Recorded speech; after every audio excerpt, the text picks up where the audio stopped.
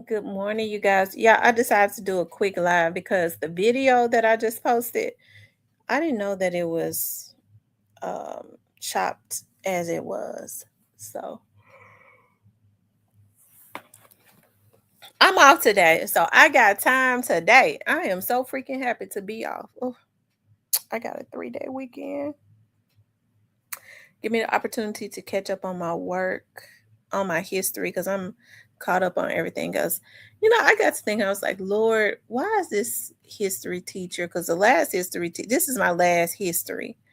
The last history teacher I had, he was just straight to the point, cool, made an A. This particular lady, oh my God. Anyway, y'all, I wanted to do a quick live because the video that I posted was choppy. And so I wanted to take a few minutes to brag on our key Glock. Hey, Miss Clarinetta, being in the top. You know what? I think like yesterday or the day before yesterday, he was in the top. He was like 29. I think he's moved all the way up to number, let's see. I don't want to tell no lies. He's not 29 anymore though.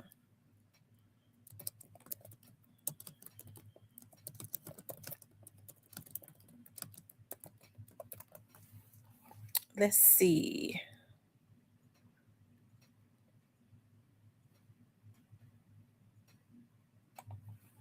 He was number 29. And as of yesterday, the Billboard charts say he debuted at number 29. And as of yesterday, he is number 6 on the Billboard. So he's right behind Drake. Drake was number 1. He debuted. So Key Glock debuted at number 29 on the Billboard. Now, as of yesterday, his album is number 6 on the Billboard charts, right behind Drake. Shout out to Key Glock for the great work. We're so proud of him. He keeps it positive. You know what I mean? Regardless to what his music is, you don't see or hear about Key Glock being in anything. As I say, my favorite thing is I heard it's another person from out of Memphis that I guess she follows me, but she always has. It's so funny because I was saying other day. My favorite quote is the main thing is to keep the main thing. Damn, and she went on the news talking about we're gonna keep it's weird. It is, but it's weird. But of course she's weird too. But Key Glock has kept the main thing. Okay. Um and we are very proud of him. Okay. We're very proud of him. It says Mr. I'm telling you. So when people say, well, Key Glock music ain't this or that, it's a matter of opinion. Obviously it is. The numbers say something else. The numbers say something else. Okay. So I could say all day that I'm not a fan of somebody's music. I'm just one person. Okay. I'm just one person. Because it's a lot of people music that I don't like, but that don't mean a hill of beans when you got millions of other people that like it. Okay. So as I say, it's a matter of opinion, and evidently there are a lot of people that love his music and support his music because he debuted at number 29, and as of yesterday he's all the way up to number 6. He has been trailing behind Drake and I believe Kanye. I believe. So shout out to the Glockster. Yeah, we want Glock to keep up the good work and be positive with it. And Glock is like I was saying the other day, Glock is like the definition of like of let the work speak for itself. Okay. Because he don't really let success do the talking. That's what it is. Let success do the talking. Because you don't hear Key Glock saying a whole lot. He don't affiliate with anybody. He's known as Mr. No features from anybody after that situation, after they killed Dog. Okay. So he's not number 6 on the Billboard. Hold on, let me pull this up.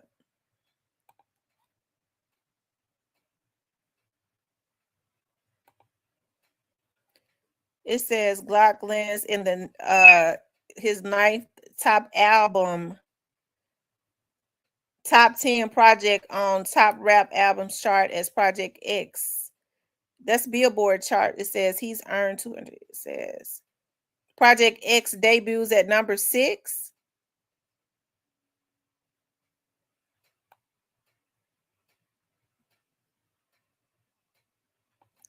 That's what it says on Billboard charts. Is that wrong?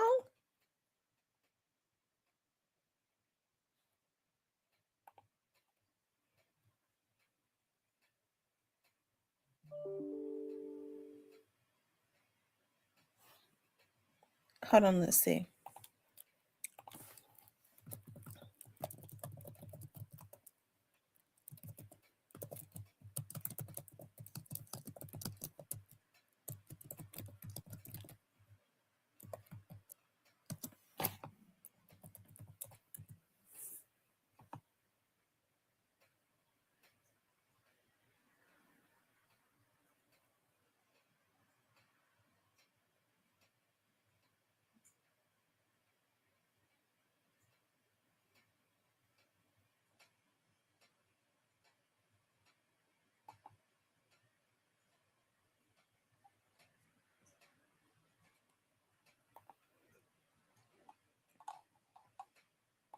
Hold on, you all.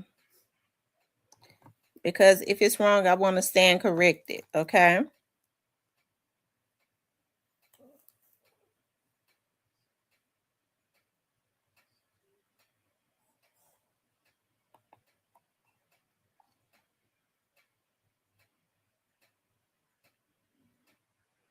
You're right. You're right. Okay, so his album is, you're right, it's number 29 on the Billboards and number 6 on the rap album chart. Thank you, John Brown. Thank you. Thank you. I appreciate that. So it's number 29 on the Billboard and number, I got confused because I thought it went from number 29 on the Billboards to number 6, but it's still number 29 on the Billboard and it's number 6 on the rap albums chart. Okay.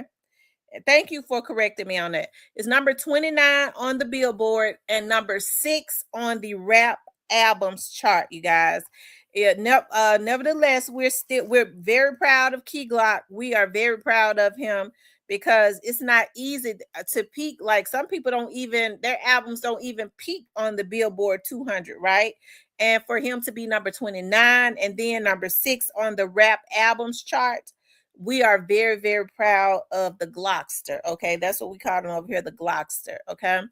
Like I said, Key Glock has definitely allowed success to do the talking for him. Okay, and he's still behind Drake because I think Drake on the Billboard, Drake might be number 1 on the Billboard now. Drake might be number 1.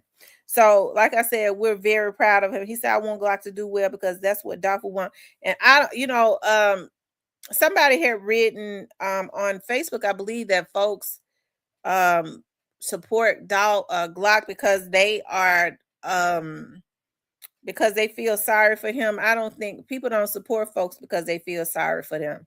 Not in this world, not in this day and time. They don't support you because they feel sorry for you. Okay. Now, white people will support you because they feel sorry for you. Black people don't. Okay, because a lot of black people be wanting to see you do bad. Okay, so you just have to outwork and outshine and be in a face with it. Okay, to the point where they just have to support you. Okay, and I don't mean no harm by that, but y'all know I'm telling the truth. I love my community, but I have to tell the truth.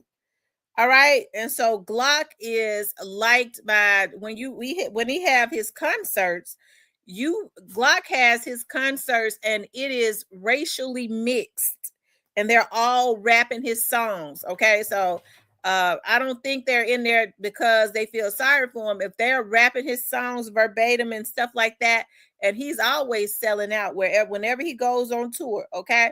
Glock his music is acquired, and I mean the taste is acquired as it relates to his music.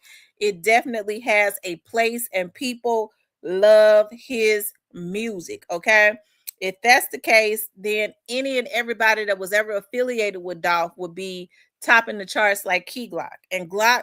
A lot of you know dudes were up under Dolph. Okay, um, the guy in Atlanta, I forget his name, was up under Dolph, and people didn't necessarily support his music, right? A whole lot. I can't think of his name, the dark skinned guy, but I like him, right?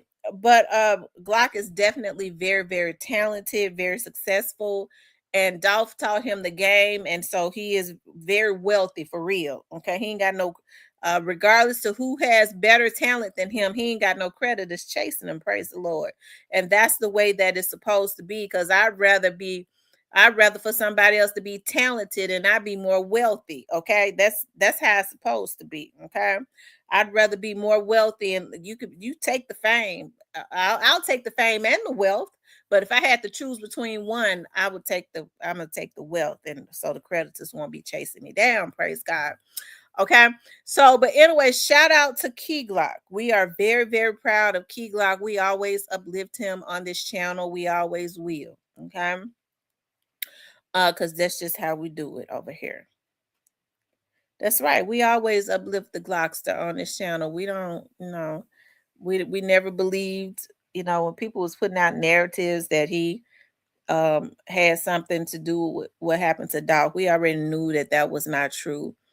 But he never said a word. He just kept on working through his pain and letting the success speak for him.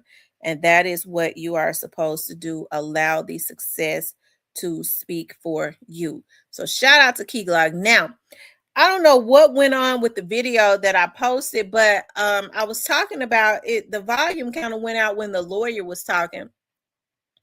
And the lawyer that he had on his case that is no longer on his case. Okay. The lawyer that he had on his case that is no longer on his case. He was talking about hold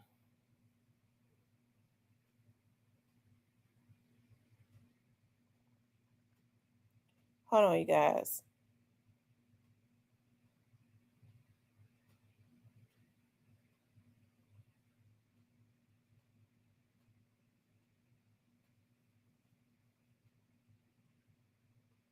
Okay. So, anyways, I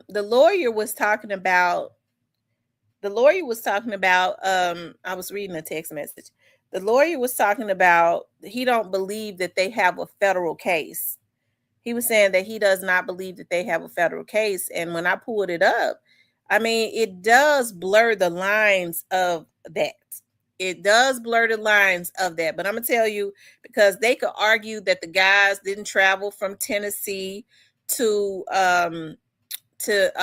Texas. They were already in Texas, because I think they've tried to say that they were already in Texas and they were recording and all of that. They was already with Pooh Shiesty.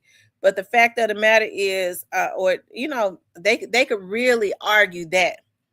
But the fact of the matter is, it also said in the law that the machinery type weapons that we saw that the young man had in his hand made the case federal. Also, it made it federal. It made it a federal kidnapping. So that's something that the lawyer did leave out. But what he tried to do was, this is where I was going to say all of the division is going to come, and all of the telling. I ain't going to say snitching. This is where all of the telling, they're going to open up the floodgates of heaven and start telling on Pooh Shiesty. Okay. We see what a lawyer said, and I said it before he ever even said it. He said, we never saw Pooh Shiesty. I said, they're going to try to argue that Pooh Shiesty did not have the gun.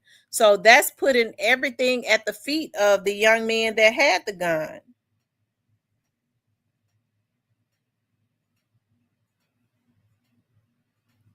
He said, you never heard all this drama and criminal activity until they put Yo Gotti on Jay-Z and LA Reid. Well, here's the thing about that. What Yo Gotti does is Yo Gotti got in with the elites. Getting in with the elites, he was able to get a bigger credit line. Okay, because I mean that helps to put money in their pocket. They'll loan you more money. With they tax it with an interest on it. And so in order for him to make them payments, he got to really tax these artists. He got to really sign these artists. I'm gonna tell you how Yo Gotti doing it. He looks for an artist that has made a buzz for themselves already, that's got a popular song. Okay. Glorilla, just like Pooh Shiesty, could have really did something with F Ninja Free. Okay. That could have been an anthem. She could have put it on t-shirts. She could have just got rich off the t-shirts. F nigga free. Okay. I would have bought the shirt. Okay. F Ninja Free. Okay. All of the gay guys would have bought the shirt. Okay. So she would have had two communities, the female community, the gay community. Okay. And I mean, some of the men might would have bought it. Some of the straight men, F Ninja Free. You know, I don't want no F Ninjas around me. She could have really played with that and put it on t-shirts and made that a whole brand. But we already know she didn't know how to do that, but Yo Gotti did. All Yo Gotti wanted was that song. He even stole it from the producer. The producer don't talk about it no more because they done paid him off. Okay. They ain't give him what it was worth, but he took it because he ain't had the money to fight Gotti. So that he took whatever they gave him. So what he do is these artists make themselves popular on the internet. They don't know anything about business, and they work hard to make themselves popular, and all he want to do is license their song and own their brand. This is how he is creating his generational wealth, and they don't make no more money off of themselves. Now Gotti owns it, and he crumb feeds them off of their brand. All he wanted was that song. That was and he wanted that song, and he wanted to own that tagline, and he got it. Okay. And he's been spoon feeding her ever since. He owns her name and everything. This is how he pays his debts off. He's able to use these license these songs, or when he able to make his credit line, get a bigger credit line by using these folks' songs and stuff, and the artists. It's almost like the slave trade as collateral. That's how he does it. Okay. But as far as like Pooh Shiesty, you know, will Pooh Shiesty get out of this? I don't know. I think the odds are against Pooh Shiesty, and I think I was talking about like Pooh Shiesty does not have a light in his eye. Like it's, I hate to say it like this, but there's no sign of life there. When you look at his eyes, it's so sad. There's no sign of life. Almost like when they say with aliens, is there a sign of life in another planet? There's no sign of life there, which is scary. He's so institutionalized. He's subject to do anything. And I believe even right now, he feels like he did the right thing. Okay. And so what's going to happen, especially down there in Texas, they have to make a point. Okay. They got to prove a point, because they don't want those artists down there, especially they don't want for other artists to feel like they can come to Texas and get away with nothing as it relates to that. So they're gonna really try to make an example out of him. Now his lawyers are going to argue Pooh ain't had no gun, this and that. Well, that's putting everything at the feet of the little flunkies that he sent out. They're not going to take too kind to that because they never would have been involved in this if Pooh had not brought them. They were his muscle. They was given the weapons because they got back on the bus. So we know they couldn't afford no machinery like that. They ain't got a pot to piss in. And they ain't had the money to get back on the bus. They got back on the bus with stolen items. So I know Pooh Shiesty, being the hardcore allegedly street criminal thug that he is, he's not going to allow them to put everything at the feet of his sendouts. I know he ain't gonna allow that, not unless he's going to, because he's a finesser too. When he's sitting up, Gucci is double his age, done live double his life. And he tap him on the shoulder. You a street nigga, ain't never did nothing. He say that to him, and like he talking to one of them little 15-year-olds on the street. As if he can say that, like that means something to a real businessman that's got something. Ain't never did nothing. Like him saying that on camera means something. Real street nigga ain't never did no police stuff. That's saying finessing him. Now he older than Gucci could be his damn daddy. He his daddy age for real.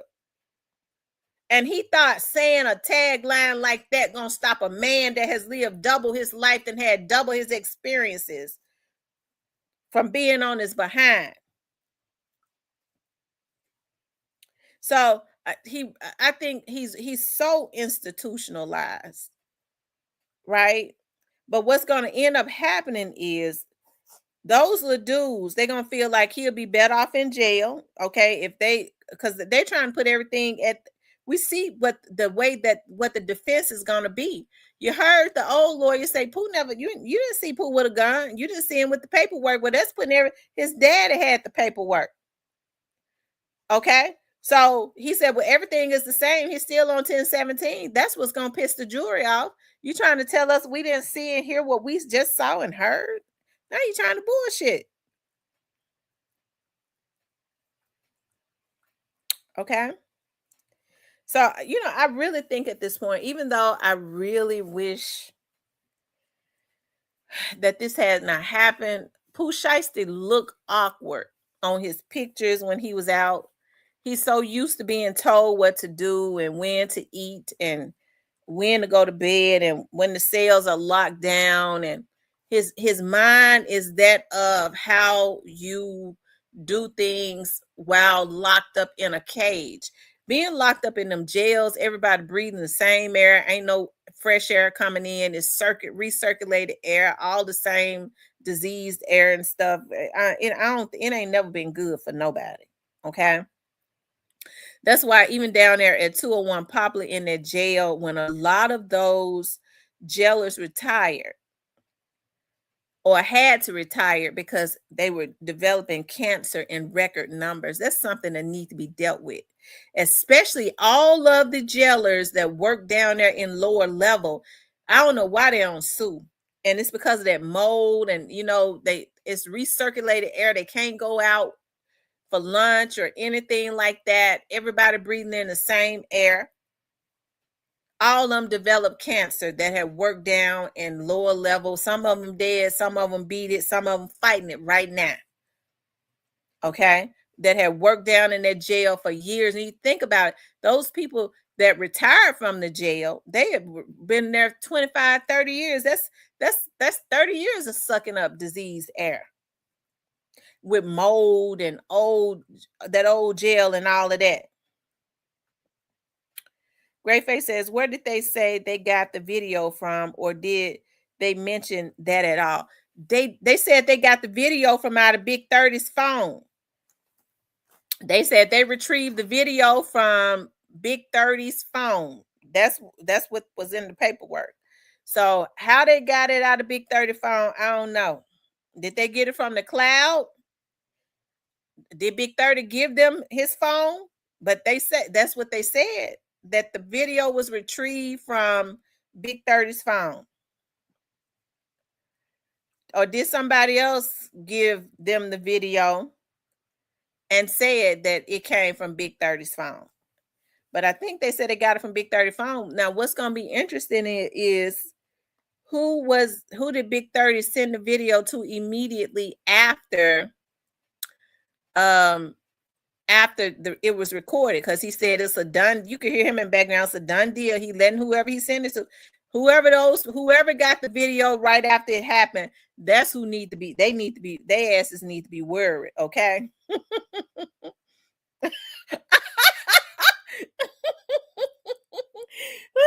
They need to be worried. Big 30 said in the background, done deal. It's a done deal. He recorded that. He said, Pooh Shiesty said, tell him it's gonna be interesting. Who is them? Who is them that Gucci need to tell? Because see, Gucci is a mogul in the industry too. It's a lot of industry people, real industry people and execs that would not accept a video like that from Pooh Shiesty. So it had to be a hater. That's a shyster. Okay? That ain't never did nothing right, that like to kill people because they jealous of them or they surpassing them as far as money. It's got to be somebody like that like to sign artists to license their stuff so that they could pay that $100 million back. It's got to be somebody like that. Okay, because them real record execs, Pooh Shiesty wouldn't have been able to bring them nothing like that because they mess with Gucci. So it had to be a low level, alleged exec that's known for sending folks out on hits and stuff for people that when they get jealous and all that. Okay. He says CMG, right? That's who I'm thinking.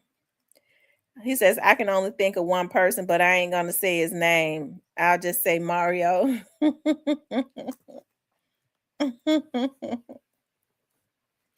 So, like I said, whoever it was that Big 30 texts the video to, okay, because I'm thinking Pooh Shiesty and them had direct contact with Gotti. At this point, they had direct contact with him. If he was giving him alleged money, they had direct contact with him, so they was able to send it to one of his numbers, I'm sure. Big 30 got to be a damn fool, okay? Because Big 30 been out all this time. So did they ever get, because see, Big 30's, Great Face, tell me this, was Big 30's deal only by way of Shiesty's deal? Like it was like all tied up in Shiesty's deal, right? That's the reason why 30 Gotti them was trying to finesse 30, because they wanted 30 to try and finesse Shiesty and to sign it with them. So 30's deal was only by way of Pooh. It was on like the back end of Pooh Shiesty's deal, right? Like on the cart of Pooh Shiesty's deal. Am I right? It wasn't a deal by himself. It was all tied up in Pooh Shiesty's deal, wasn't it? The Chopper Gang deal. Great Face says, I mean, they made sure to mention they knew Big 30 was getting money from a record deal, right? Where did they get that information from? Well, Quet said it. Quet was the one that said that Shiesty was gonna get a deal like $5 million, and Chopper Gang got had a little clause, a little deal that was tied up in it was by way of Shiesty's deal. I take Govan for whatever he said. I believe him too. He ain't really told that many lies other than he wasn't involved in what happened to Dolph and try to put everything on Cornelius. You know, I get to thinking about that now. Anybody that believe Govan when he say that Juke listen to Cornelius, Juke is a street dude. I mean, they don't get Juke no credit. It's been folks that claim they love Juke, and they didn't just do all types of shit on top of his grave like Juke was just nothing. Okay, he's supposed to, somebody like Cornelius, who is a known pillhead, Juke is supposed to just let somebody like him influence him. He don't even know him. He a pillhead, a known pillhead, and he's supposed to let somebody like that walk up to him and influence him to kill Dolph. Now ain't that an insult? Was he really a street dude like that? Great Face says, Edward says, a big 30 endless though, money bag, remember. But they was getting ready to give him another advance though. I bet 30's advance. I bet that money with 30 was more so maybe a kickback for getting Shiesty to sign with Gotti and them. Okay, because he had definitely had been finessing that.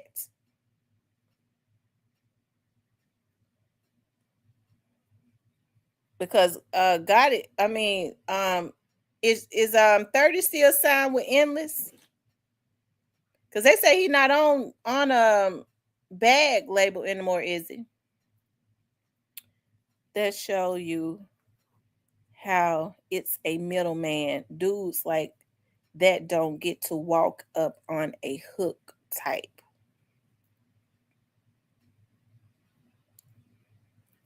Says that shows you how it's a middleman. Dudes like that don't get to walk up on a hook type.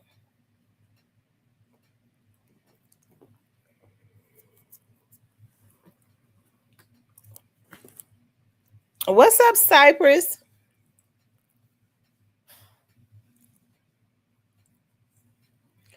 Because I wonder how that really works. If he is signed, if he is already signed with Endless, how was but he said Chopper Gang. So he's still on Endless. So he was getting ready to tie himself up in yet another deal. I mean, because he wasn't really, he was gonna take that the $1 million or whatever they was gonna give him, and he wasn't gonna get another dime. Because his now the money you got coming in gonna be split 3-4 ways, because you know they run through $1 million quick. Because what they first thing they do is go to Johnny Dames because they so darn stupid. And go buy a car, a $250,000 car. I mean, what kind of sense that make? They said Connect Music Group is basically an extension on Endless. Okay. It says like 42 Dub is CBFW and CMG.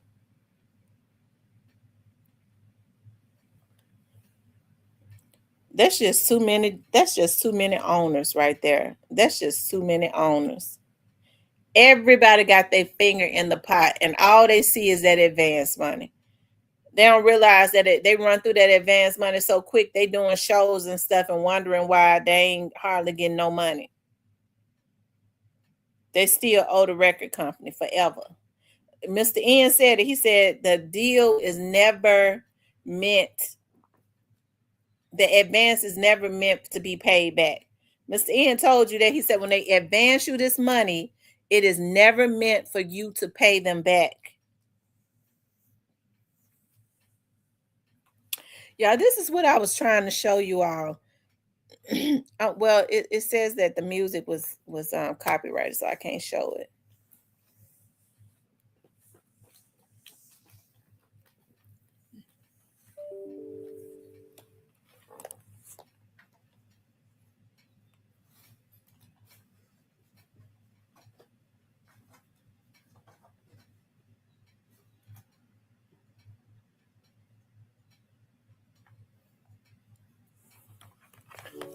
He says, right hand for you to be in the hole. Right. It's for you to be in the hole. And you heard Mr. N say they be showing you different kind of books and stuff. They don't even show you the right books. You think like what as much money as these artists making stuff off of shows, if they only advancing you $1 million, you done paid that back in a whole year. You done paid that back in a year. I'm gonna tell y'all something. It's the same way. They do the exact same thing on houses. Like if you buy a house, they give you a 30-year mortgage, right? Now the house is probably houses are up to a decent house now is 350,000 because If you buy a house for 100 and some thousand, it's straight hood. You straight in the damn hood now. Okay. So, but let's just say that you get a house for 150,000, it's gonna be in the projects now. Okay. So they give you a 30-year mortgage, and you paying something probably like $700 or $800 a month for 30 years. They killing you with interest. When you can get a car, you get a car for, I don't know, folks paying $80,000 for cars and stuff now, which is crazy. And 80 and 90,000 for cars, and then you pay for a car in 5 years. If you get a car and you got to get 6 and 7 years, I think now they're making laws against that, because you really, 5 years is a long time to pay for a car. If they got to give you 5 years for a car, that really means you can't afford it. So you may need to wait it out, because you really is supposed to be able to pay a car off in 4 years, 3.5, 4 years, no more than 5. So if you could pay off a car in 5 years, that's almost the same price as a house. Why you got to have a 30-year mortgage? That's kind of how the record company does it. That means you could pay that damn house off in 5 years. $150,000 house. You don't need no 30-year mortgage. You could pay that shit off in 5 years, really. They doing 7 years on, oh my God, you got to be kidding me. Folks paying for cars for 7 years? I would never. I think they was trying to make laws against that, that they was taking up the years and stuff on a car. You have never, a car, it used to be you never went, they wouldn't even, if you couldn't pay a car off in 5 years, they wouldn't even give you no loan. I read something about that a long time ago, that they're doing something, they're passing laws now to make it where, because they're trying to add all these years on for paying. If you got to pay 7 years for a car, don't get it. You can't afford it. Get you another car that you can afford. Okay, let me tell y'all something. What you need to be worried about, you see, you have a lot of millionaires now.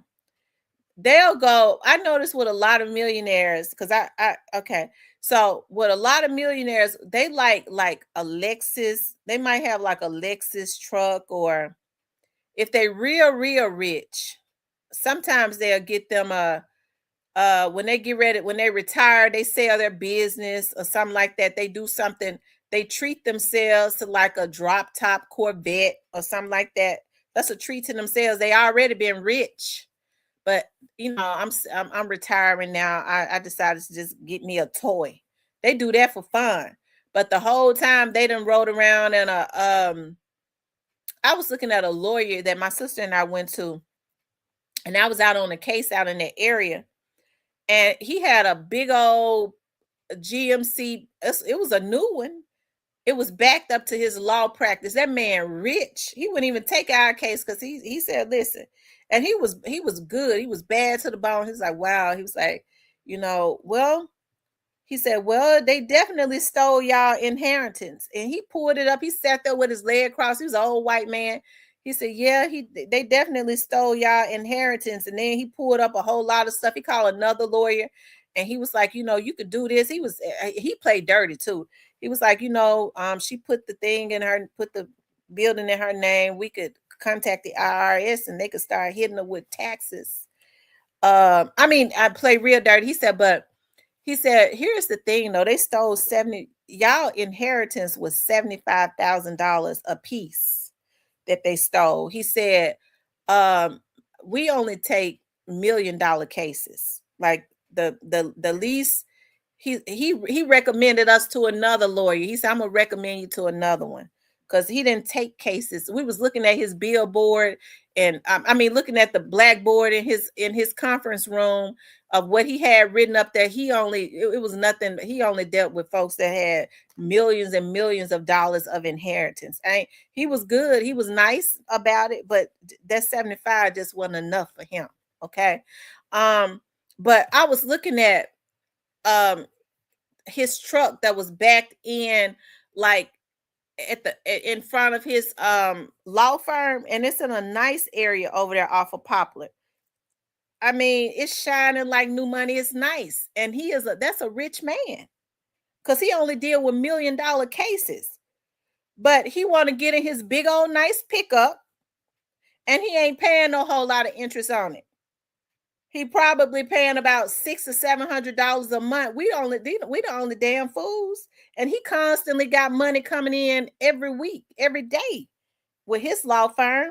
He ain't got nothing to prove, and I'm willing to bet his house is about $500,000 or $600,000, because that's all they care about. Give me a new car or a new truck. He probably paid cash for the truck. It was probably about 50 or 60. He could afford it. He or less. They don't charge them what they charge us.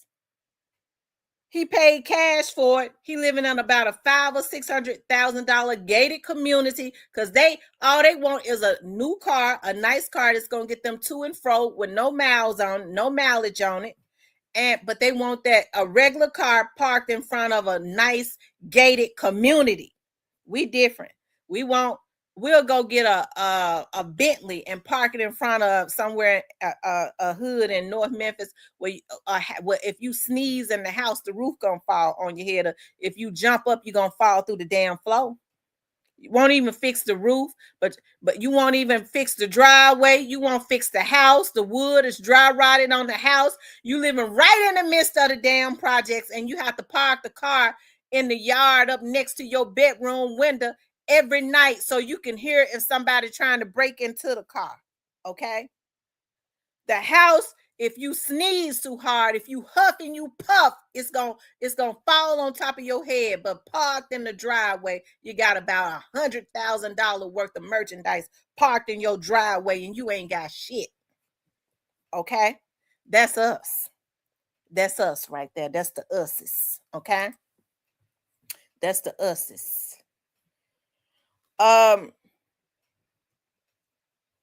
but yeah, I'm just blown away about 7 years. I wouldn't pay 7 years. I wouldn't let no lender get me like that. They don't get no other communities like that. That's for the black people, sis, that wants to live above their means. Okay.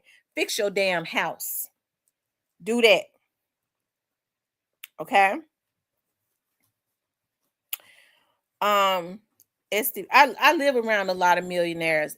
They just is their houses are so beautiful.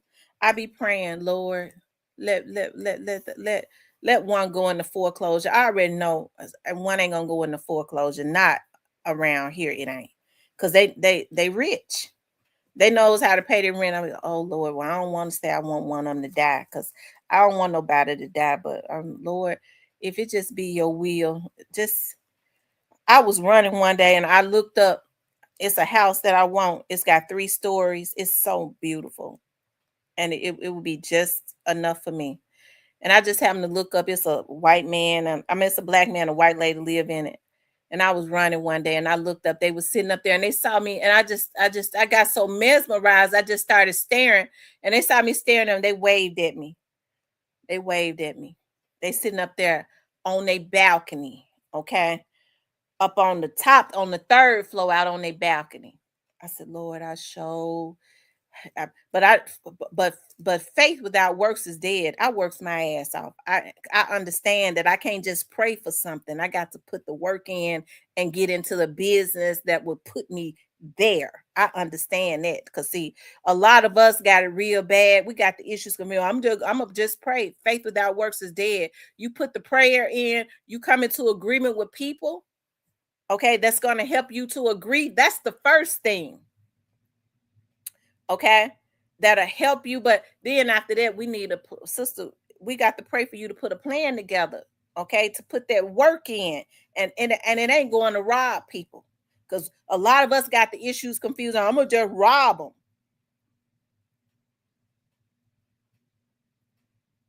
Saying your electric bill would be payment like the mob. Well, they keep all the lights out. They don't have no lights on. I have to tell myself sometimes, ooh, let me turn these lights out because y'all ain't gonna even tell no story. My light bill was like almost $400. When I looked at it, I got choked.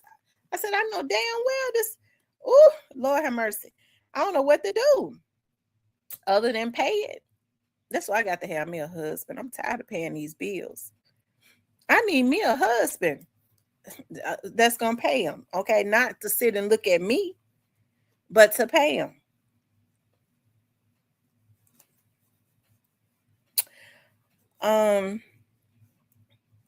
My friend said to me last night, he said, Tam, I got happy one time. He said, I thought you was just playing. He said, I know you was probably just playing, but you said one time, well, Green, I guess I'm gonna have to get you, and we're gonna have to have, I wanted me some twin boys. I said, I guess I'm just gonna have to have you. And that would have been a good choice. He banks. He get ready to retire from MPD. He gonna get about $1 million. He a colonel. He ain't got no children, sis. He ain't got no wife. I need to be his wife, and he gonna take care of me, gonna take care of them kids. Okay. And he always said to me, Tam, if you do this, and he got a master's degree. Okay. So I remember when he was going back to school, he didn't have to do that. He was like, I just want to get my master's. When he got his bachelor's, and I want to get my master's, and now he's talking about getting his doctorate. He would take care of them twin boys, wouldn't he? But I ain't got to. I told him last night, he was kind of talking about it. I said, we've been friends for almost 30 years. We ain't never crossed the line or nothing. But he's want to have some children. And he think enough of me for me to marry me and for me to give them to him. I said, don't you know my body can't carry no kids now? We have to get a lady to carry the kids for I said I had to get a surrogate. And he said, well, then I guess that's what we would have to do then. I said, oh, he ain't letting me off the hook. He said, here we go in Memphis, players only live once. Live once. He ain't no player. He's an older guy. I think Green is 59. He 59. He wants some kids. He don't have no children. He 50. He might be 60. He might be 60. He's a good man. Every car in his driveway. He said, he called me one. He said, Tamara, we having a block party for the neighborhood, and we get out in our street, we grill and stuff like that. I said, okay. I remember I pulled on one time, every car in the driveway paid for. I asked him, I said, when you get that Corvette? It was just something I got. I said, how much you pay for that Corvette? It's paid for. I ain't got no note. I don't drive it like that though. I said, oh, okay. He's a winner. He is. But he always been the voice of reason. So I can't keep no man because I'm big, I don't know why I can't keep one. So I was like, I need to have him as my friend. I told him, I said, you wouldn't know how to deal with my personality. He's talking about, I've been knowing you almost 30 years. I already know, you moody. You moody. Sometimes you depressed. Sometimes you happy. He was like, I already know all your personalities. I've been listening to you now for almost 30 years. He said, Tam, have you seen Cypress' picture that Hitta hooked him up? No, I ain't seen it. Hitta hooked me up with a picture. That B, Hitta did me a picture too. Hitta is real good with, yes, I did. Yes, I did. I saw that on Cypress' page. Hitta good with them pictures. Hitta real good with doing logos and stuff like that. He did me a picture with a bee on it, like a honeybee on it for my members. He's done a lot of people logos. Hitta he's gifted. He's very gifted with Even like the thumbnails, when you see his thumbnails and stuff, he does his own thumbnails. He's very gifted when it comes to stuff like that. And I'm glad. I mean, he could really help to upgrade your show as it relates to those thumbnails and stuff. He bad to the bone. Latoya said, It's Alabama hitter. Alabama hitter. If you need a logo, any of that, hitter is good to the bone. He's bad to the bone as it relates to that. He could do you a logo. He could do you a thumbnail. All of that. All of that.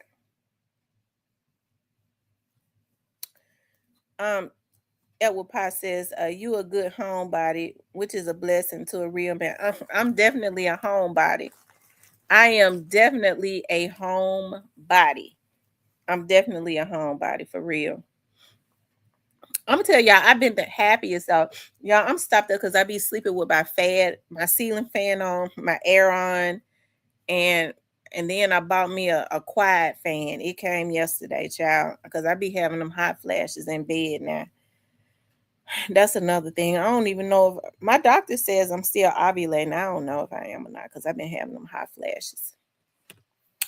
I don't even know if I can have a baby. My eggs might be fried. My doctor said I still ovulate though, according to my doctor. You all, so I am going to have a doctor on Friday. We've been talking about this for the longest. He's going to be a guest, a doctor that was set up. Okay, a doctor that was set up. He was set up. But anyway, y'all, back to Pooh Shiesty. Okay, back to Pooh Shiesty.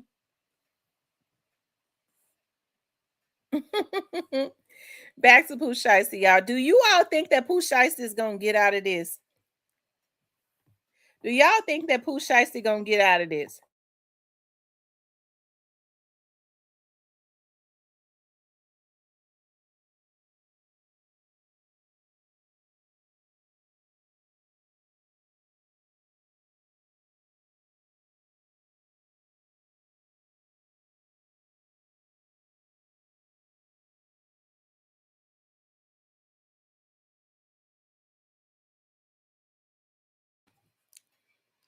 Well, you could tell that he is. It says Shiesty is leaving prison now.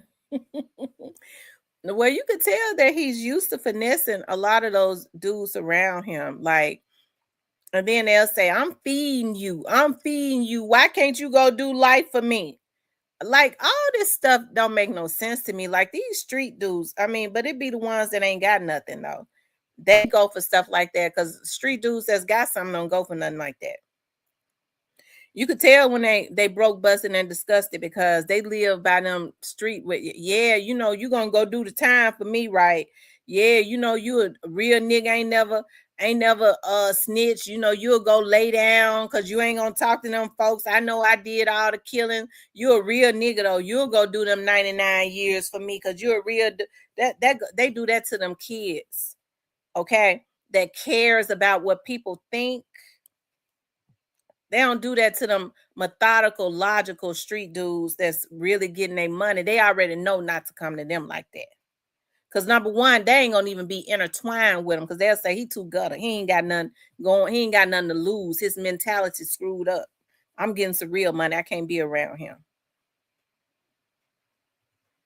He said, you can't outsnake a snake. And he sure said, my grandmama said, cut your grass or whatever, whole time I'm the snake. And you could tell he is one. Um hey, but what's his name?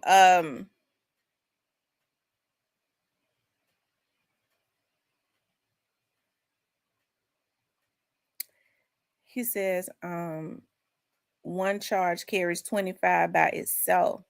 This ain't Shelby County. Well, we already see what the lawyers are gearing up at doing, right? Um, uh, you saw what his old lawyer was saying. We never saw Pooh Shiesty with the gun, so that's putting everything at the feet.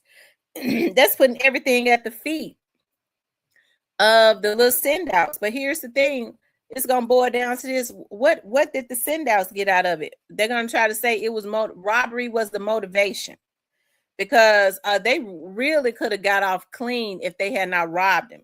So now they can push at Shiesty's lawyers can say, well, they did it because they want to rob him. Shiesty didn't rob him. But the truth of the matter is they did it for Shiesty, but they'll be able to play with that. No, they didn't do it for Shiesty. They did. Robbery was the motivation. Shiesty wanted to do business. Shiesty, those are grown men. Shiesty couldn't stop them from robbing them. The whole time, he was the influence. But mark my word, that is going to be their defense. Before I ever even heard that lawyer, what that lawyer had to say, that's the video this morning that I played that the audio cut out. I said, I told y'all what the defense was going to be. And sure enough, that lawyer said, well, they showing the video. Not one time did you see Shiesty with a gun in the video. Well, that's putting everything back up on the set, his little flunkies.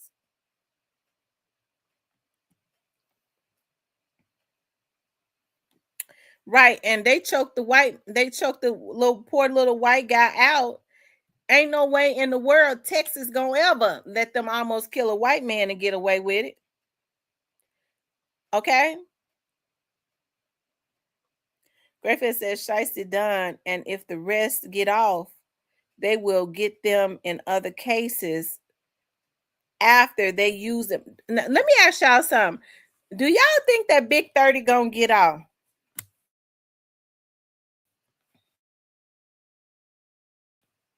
Do y'all believe that Big 30 gonna get off? Hey, Kimberly. Emerald says, yes, they're going to have to use that, but Shiesty was around felons. Either way, he owns the feds. The rest of that time, that's true. Now, that's true. He violated his probation within weeks, not months, within weeks of getting out. Now, how much more time? So, how much more time did Pooh Shiesty have on probation? How much time did he have on probation?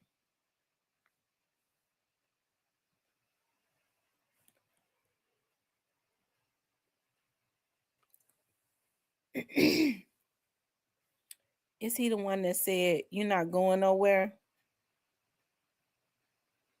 He had 2.5 years. Yeah, well, he definitely gonna at least do 2.5 years. He gonna at least do 2.5 years. By that time, it'll be another sound out. People would have see. That's the reason why these guys have to understand. You have to evolve. Times evolve really monthly, and you have to be constantly as an artist reinventing yourself and being out there evolving with the times. Okay, and him being tucked away in jail, he can't do that. So it'll be something different. They'll be into, unfortunately, it just won't be the same. They mentioned them 14 bodies in Shiesty last case. I see Whack hinted at it. Wait a minute, 14 bodies?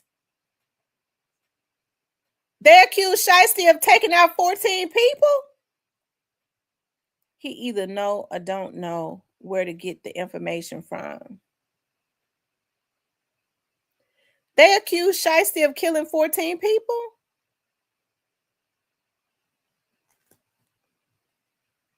He first time getting locked up in Jefferson County, Alabama. He was spooks for real. I don't know, because they say them folks down there, them dudes down there in Mobile, Alabama, they are different kind. You don't want to be down there in Mobile, and you don't want to be in their jail down there either.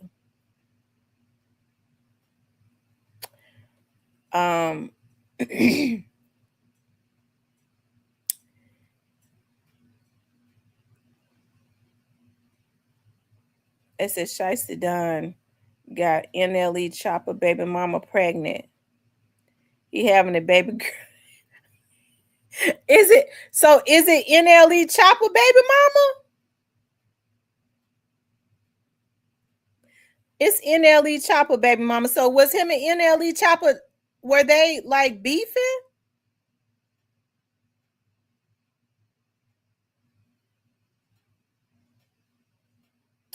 It says Shiesty never stole WAP's phone. Technically, not kidnapping. The feds mentioned 14 bodies from Chopper Gang in his last case. There was a discussion between judge, prosecutor, and defense to bring it up during that case. Oh, wow. No, I don't think they got issues. I was going to say, Lord, I don't want to say what I was getting ready to say. I don't want to say it, Lord. Please don't let me say it. NLE Chopper probably don't care. I'm gonna just leave it at that. I don't think he cares. Kawana says they all need to go to check.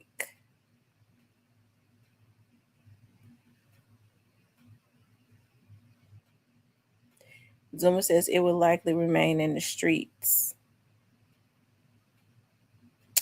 Wow. I tell you, these dudes is off the chain. How many years y'all think they're gonna try to get Shiesty? Shiesty didn't have the gun or anything like that. I'm sure but he was the one. They give the one who's the lead. He's the leader of the gang. He's the known leader. They was acting under the influence, or what's the word that I'm looking for? Great face. They was acting under the influence, or the it's another word that I'm trying to get, under the something of Shiesty. They was acting under the influence of Shiesty and under the orders, the demands of Shiesty, basically.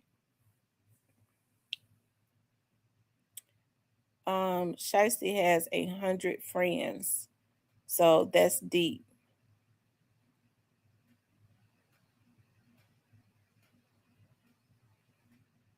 He said he was top shooter for his gang.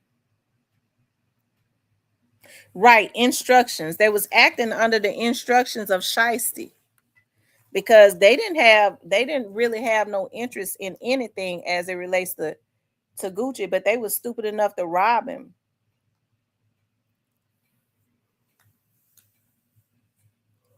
If he get 10 years, if he get 10 years, he'll be lucky.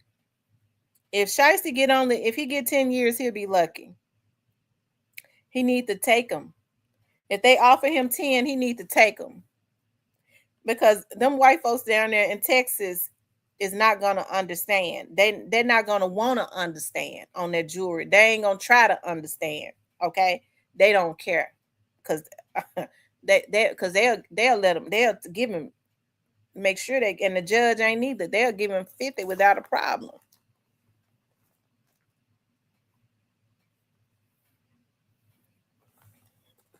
So,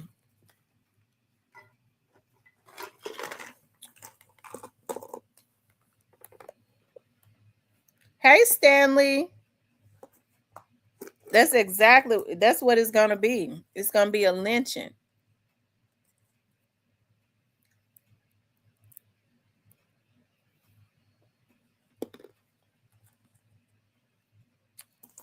I never should have bought these cashews from all these. They're so salty, I can't eat them.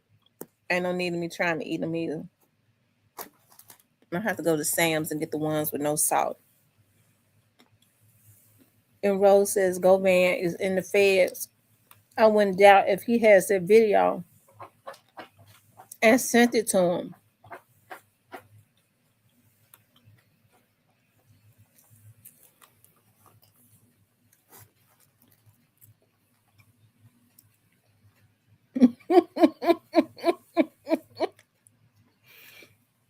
And Rose, you think Govan sent it? What's up, Ace?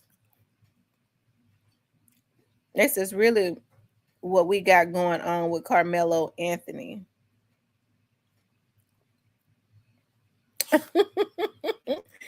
Steven says, M. Rose, look at the charges. He has felony kidnapping, assault with a deadly weapon, conspiracy, coercion, the Hobbs Act. That's 100 plus right there.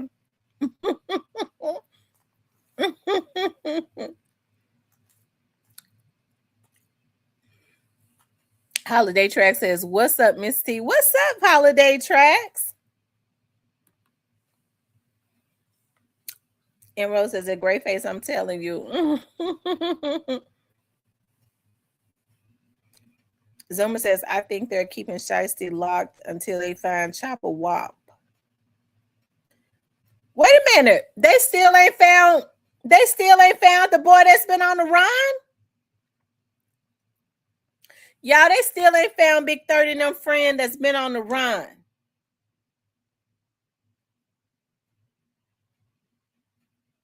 I thought they got him.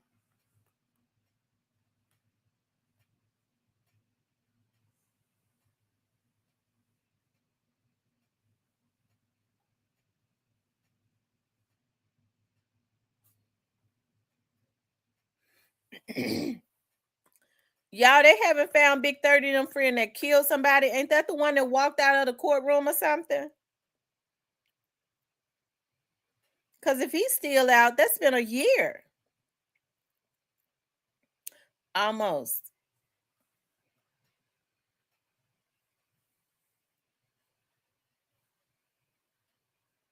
If they ain't found him in all this time, that means that they done shipped him over to another country. It's been a whole year. Okay, so he ain't in the United States.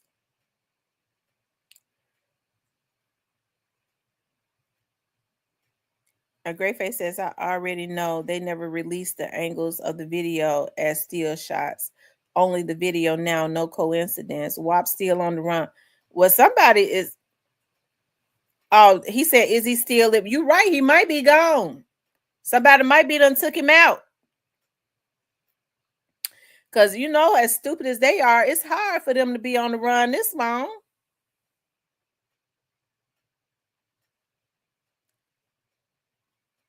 Who is it that he killed? Who did he kill? They said Pooh went back to the feds before they caught him. It says he's still living. And Stephen, remember you said in Govan he was done. That man beat that charge. So I can't say anything. I done seen it elsewhere too. Whoa, Great Face, you be on it. Yeah, I had not thought about that. Who did Chopper Wop take out?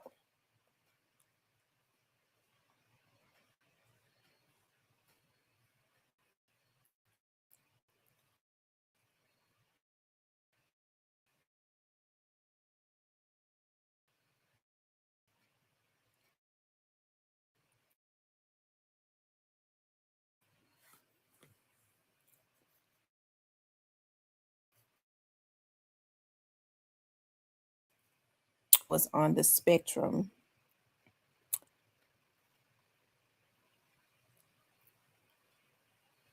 Yeah, because who would be taking care of Chopper Wop? Like 30 of them's been so tied up in their own stuff. Who would he have to help to take care of him and keep him on the run?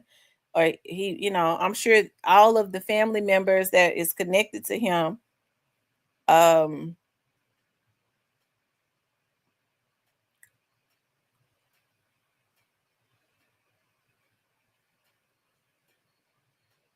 they've already gone there. I don't think yeah. So how did Chopper Wop get it? Like he went on the run. Is that the one that they made a mistake and let out? It's something weird about that. Because they always, you have to watch them when they make a mistake and let high profile people out. I'm just say that right now. Just like they said they made a mistake and let Shondell out and didn't know where he was at. And he left the jail with the ankle monitor on. So it was something weird about that too. Says that Steven, I mean, I can't say. Okay, I'm getting ready to look at my email.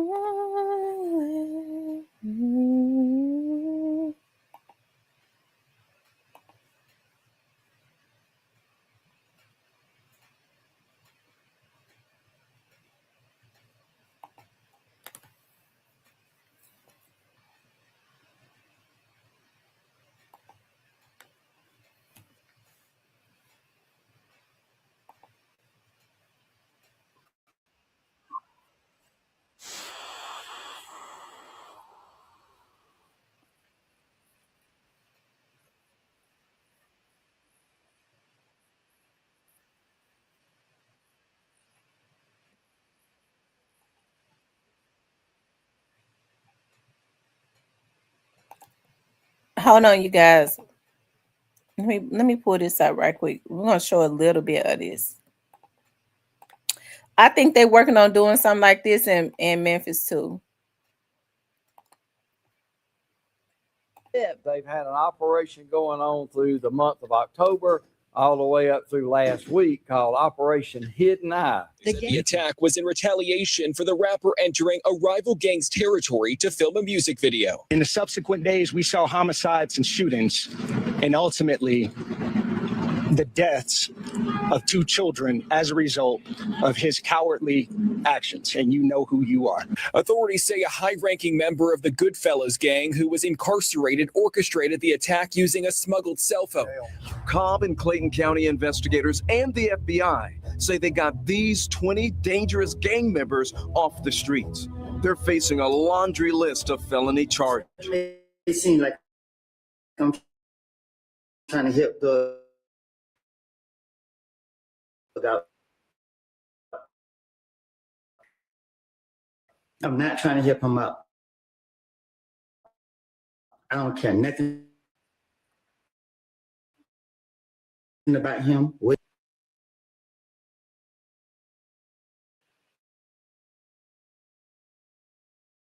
he got good fame on him, but what he got going on. Home to one of the busiest airports on earth, a booming film industry, and a capital city that became the beating heart of American hip-hop. But underneath that success story runs a different Georgia. One investigators have been fighting from the suburbs of Gwinnett County to the streets of Macon, from Atlanta's recording studios to the housing complexes where entire crews put down roots. This isn't the story of one gang or one city. It's a journey across the whole state.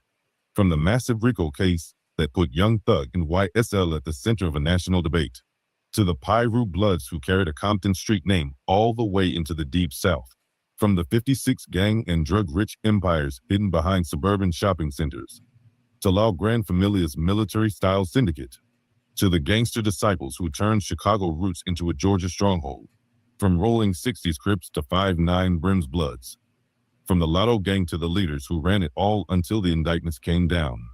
And on the other side of every one of these stories, the FBI, the sheriff's offices, the district attorneys. Yeah. And I'm gonna tell y'all something. It is definitely a lot of gangs in Memphis. It is. And you heard what the guy said, what Doty said. He said it's a lot of hybrid gangs in Memphis.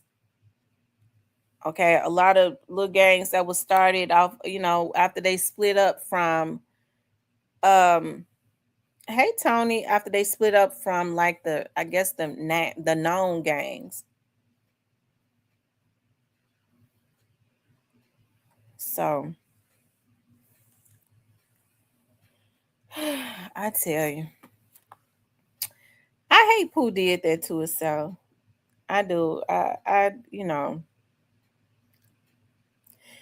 Because I think about it. I don't know Pooh's mother, but I will say this: I'm pretty sure, just coming from the areas that they came from and stuff, she's had She's lived in some hard conditions. I'm not saying she didn't work hard or anything. I'm sure she did.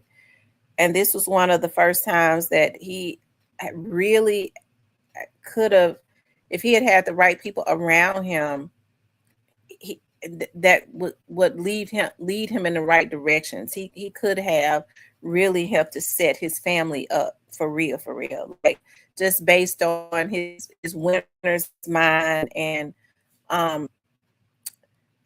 just going in another direction of getting money until he could have gotten some good lawyers to really sit down with Gucci.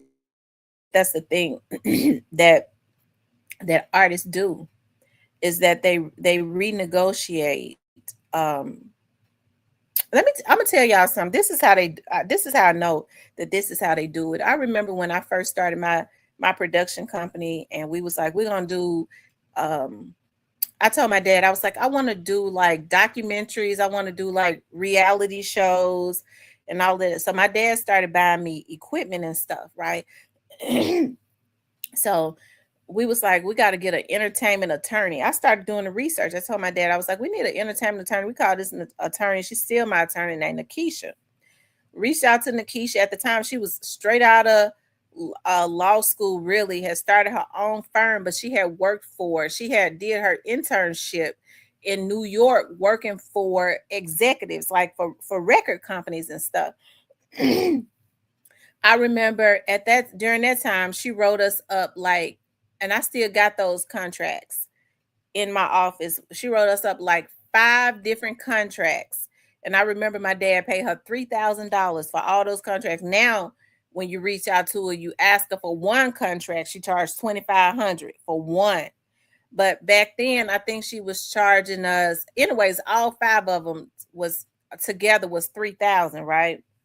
And so she went over the contracts with us. She was like, okay, so when you get like the when you for the reality show, the people that you have on the reality show, they're called the talent. And she was like, I'm gonna tell you what's in the contract. She started explaining to us, and then when she got down to it, she's like, okay, so with your production company, you get the talent to sign off on this contract that they will make $0. And I said, $0? She said, yeah. She was like, while you're doing this, you're gonna have to try to shop a deal, and I'll be with you to try to negotiate that. And so when you start shopping the deal with a network, the very first contract you get is not gonna be a lot. And she said, so I mean, you got to pay production costs and all of that. So I mean, they got to prove their talent. And so I said, okay. I said, so in the contract, so you start paying them like if they get a second season? She said, no, I'm putting in a contract that they work for you for free, period. I said, well, when do they get paid? She said, well, I mean, them being on TV, I mean, they need to market themselves. I said, but don't they get paid? She said, now, here's the thing. If they are smart enough, they might get an attorney. Okay, if somebody becomes a breakout star, if they're smart enough, they might get an attorney and sit down and we could renegotiate another deal. She says, but when they sign this contract, it is a no compete clause in this contract. They can't go and sign with nobody else production company. If they go and want to get on another reality show, that reality show has to give you a percentage because they started out with you. They were seen through your company. It was all types of clauses in that shit. And I said, well, wait a minute. I said, I don't know how I feel about this. I said, I don't want to do nobody like that. She said, wait a minute. You got to try to make as much money. You putting out all the costs. You got to try to make as much money as you can. And if we can get them to work for you for free, that's what we gonna do. I said, I don't know if I want to do that.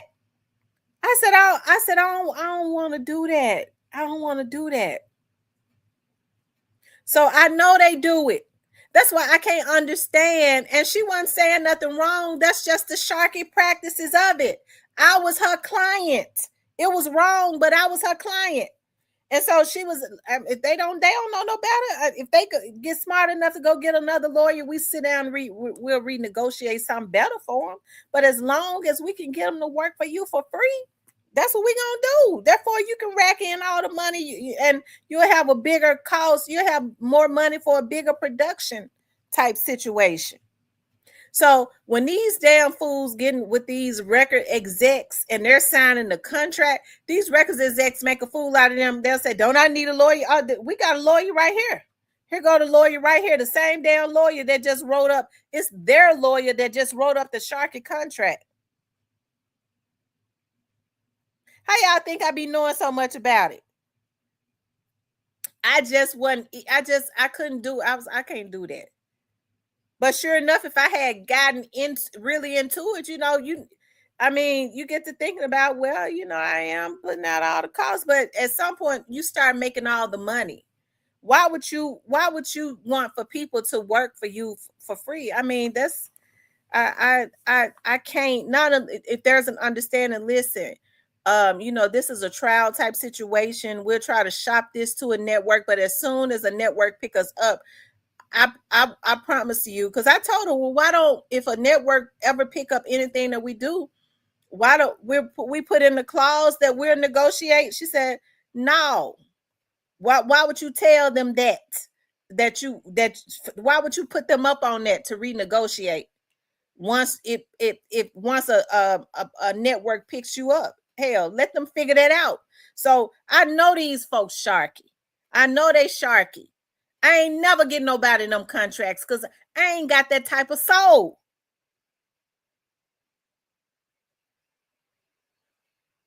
But they still over there.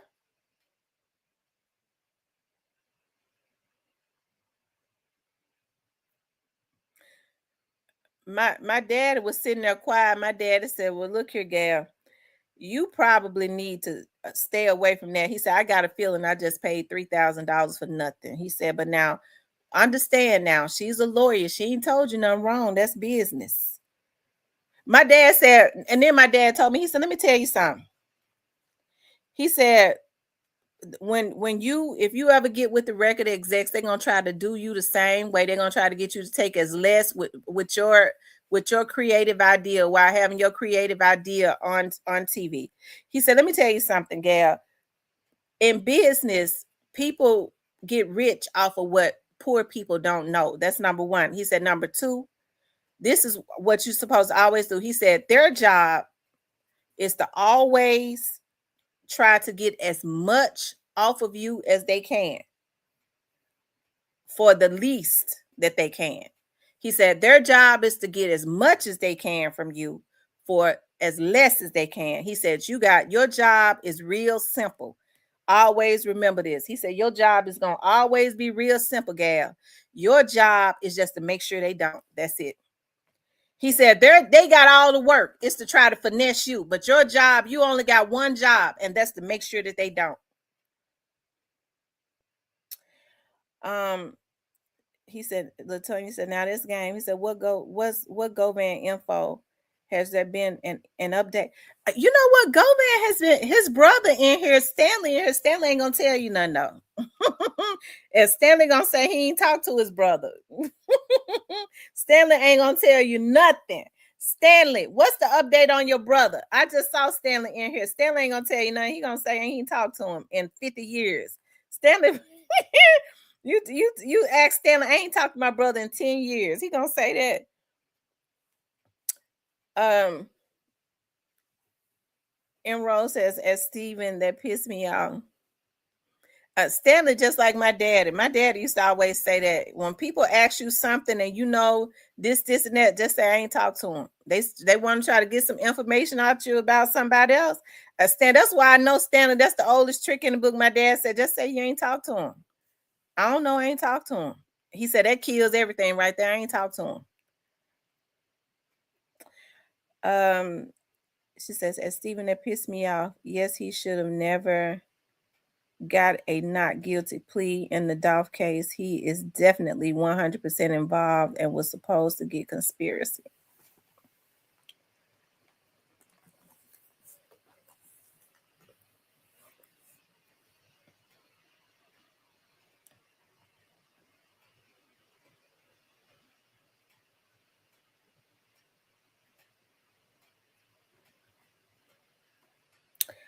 He said at enrolls, type in Govan's name and you will see his original charges.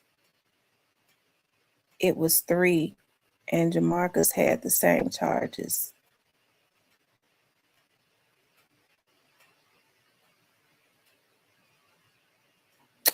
I don't know why they tried to mastermind.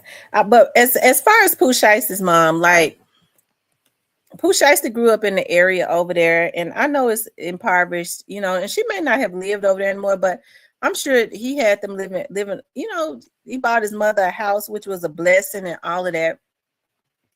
So, you know, I just really wish things had turned out better. Because I mean, as a Black woman, I be loving it when these young men can use their talent to really take care of their families.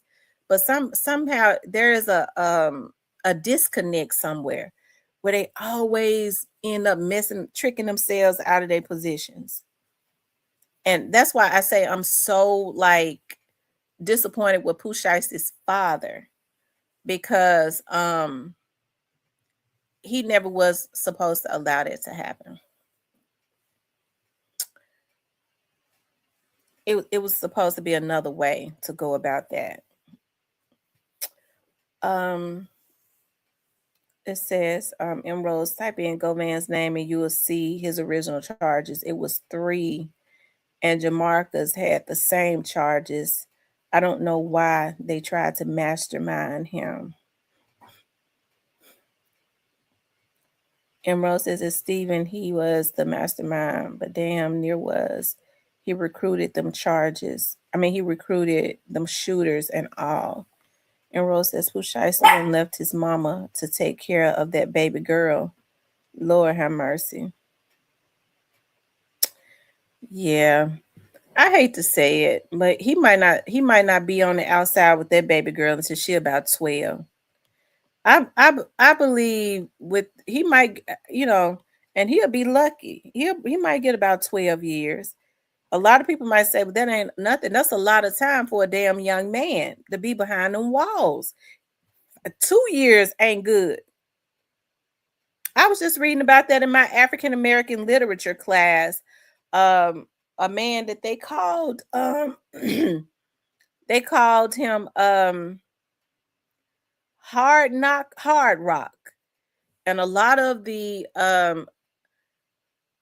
I did an essay on him. A lot of prisoners had looked up to him because they was in prison and he kind of bucked against the system. He always fought back with the guards, and they was being mistreated real bad in prison. And so a lot of the prisoners looked up to him because they were scared of the guards because of the mistreatment. Some of the inmates had even been killed, and the guards had gotten away with it. But Hard Rock, they called him Hard Rock, he fought back against that. They sent Hard Rock to a mental institution, and he was confined in that mental institution for 90 days. And the reason that this was written by another inmate, the reason that he wrote about it, say when Hard Rock came back from the mental institution after being confined for 90 days, he ain't had his spirit no more.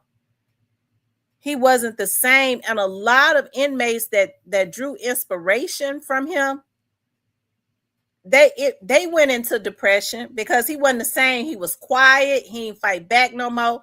He was just like this meek mild person. They don't understand. They probably had put so much medicine in him, it messed his mental up. But it ain't nothing good about being confined behind those walls in a cell.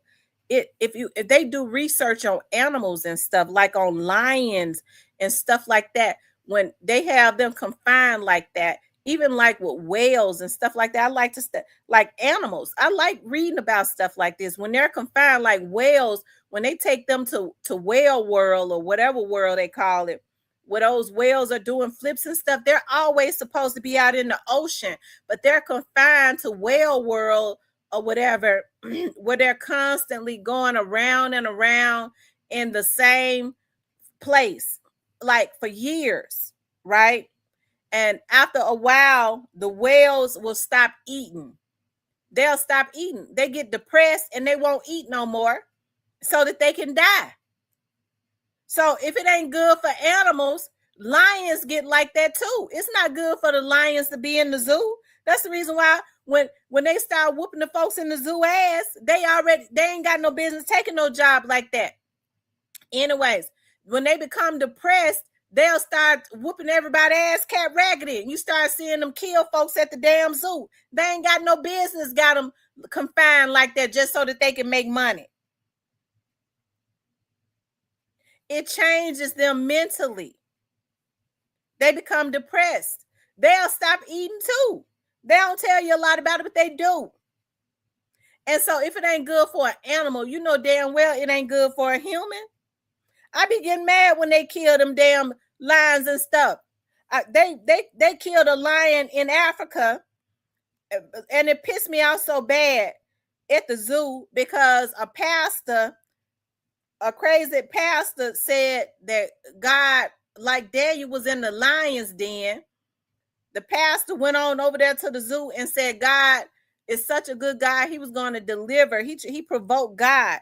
He said God was going to deliver him from the lion's den and make the lions obey, just like Daniel. God delivered Daniel from the lion's den in the Bible. So the pastor went on over there to the zoo in Africa, and they said as soon as he jumped over in the thing with the lions, they ripped his ass to shreds. They whipped his ass to shreds within minutes and shot the lions, and that pissed me off because I love lions. Why they kill the lions for? Hell, he wanted them lions to eat his ass up. The reason he jumped in there, that's animal abuse. Okay? He jumped his ass over there in the lion's den so they could eat him. And then they shot the damn lions. And that made me mad.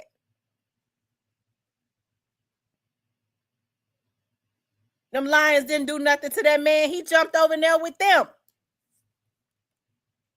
And they tore his ass cat raggedy. Because he wanted to bamboozle his congregation even more. Okay, because the Bible speaks about you ain't supposed to provoke God. Yeah, he was black, and he was black. He dead now. He I don't know what he is now because he gone. Okay.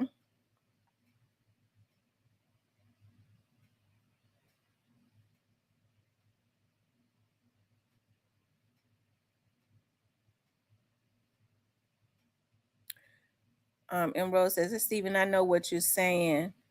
It is like in my city, a switch on a gun.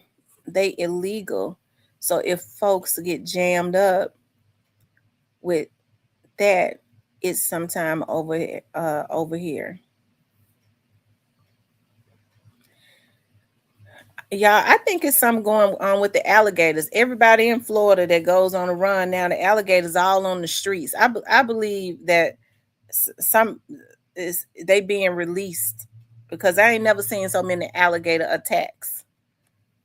And they ain't even got to be in the woods. They walk in the streets of Florida now, just like me and you walk the street. It's something going on. And they attacking people.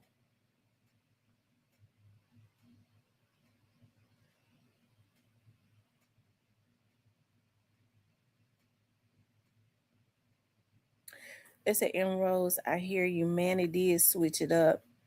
But what they do with the alligators are, I'm gonna have to pray about it because I love me a good leather purse. I ain't gonna lie, I won't buy a purse if it ain't real leather. So I probably just don't need to talk. I need to ask God to deliver me, but they could kill the alligators, but I was reading that they don't kill them, they skin them alive. Why they have to be so evil to them? It's better to just kill them. They say some of them shoot them in the head. They shoot them in the head and kill them and then get the skin. I mean, that's cruel too. Why not just give them a shot and put them let them go sleep away silently?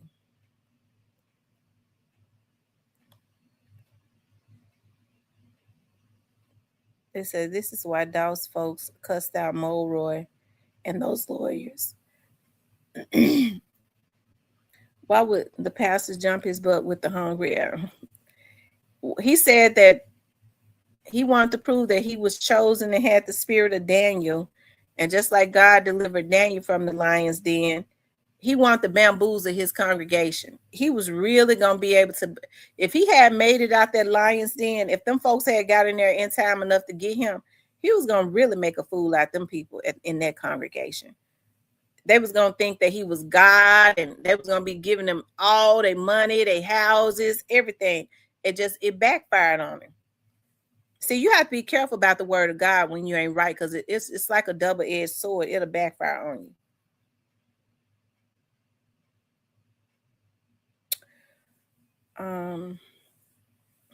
Yeah, I tell you. But hey, y'all, we wish, we wish Pooh Shiesty the best. I do. I really hope that Pooh Shiesty can get himself. I think the first thing would be to get some counseling. They give counseling in jail, but his lawyers, what they need to be trying to do is put him into some counseling programs, because that dude is a shell. You could look at Pooh Shiesty's eyes and tell it ain't nothing there. And he is very dangerous. He is very dangerous. Big 30 is a damn fool, okay? But I believe he got some type of, he's been out. He ain't been in jail like that. So he do got some type of humility. It is some human feelings there. Pooh Shiesty ain't got no human feelings. Now, when he had this baby, if he had been out to see this baby born, sometimes that changed people. But I believe Pooh Shiesty more dangerous than King Von. And I hate that, because I want to see Shiesty out. I really do. But I think Shiesty needs to be rehabilitated. I was getting ready to say rehabilitated, but I don't think it's nothing there to rehabilitate. I think that's the reason why you see a lot of people fail. When they go to jail, they say, well, we're going to rehabilitate them. Hell, they ain't never had a damn thing to rehabilitate. It ain't never been nothing there. You have to think about, and so it makes them fail, because they ain't got a concept of what they even talking about. They got to be rehabilitated. They got to be taught something. You only rehabilitate when a person was taught something, and because of circumstances and drugs and stuff, they got off track. You rehabilitate them and take them back to the natural path of to the beginning, to the core of what they was taught. Some of these folks ain't being taught nothing, so they ain't even got nothing to rehabilitate. So, which means they got to start at ground zero.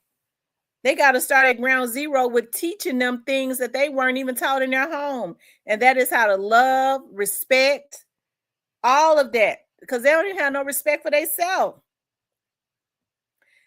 That's the first thing that a person needs to be taught in their home, is to respect themselves. Because you can't even respect nobody else or care about their life if you don't respect yours.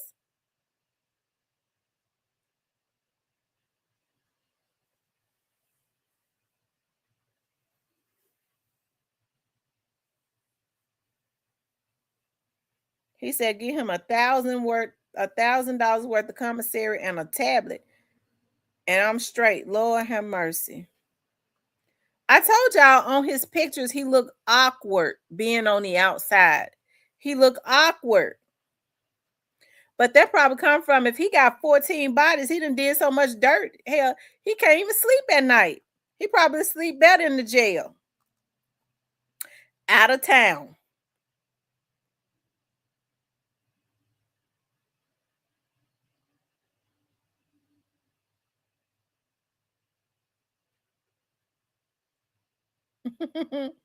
He said Shiesty's parents failed him. He's better off in prison. He was smashing a federal contractor and violating probation terms. I bet you he feel like it's more of a disjustice. I bet he feel like it's worse on Gucci than it is on him. I bet you that's how his mind is set up, man. Gucci the one that look bad, so I look good. It's worse on Gucci than it is on me. I bet you that's how unfortunately that's how twisted his mind is.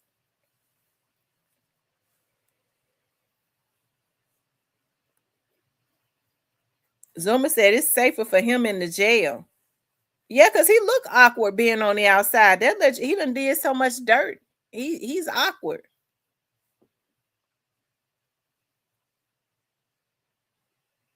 Respect his job more. Yeah.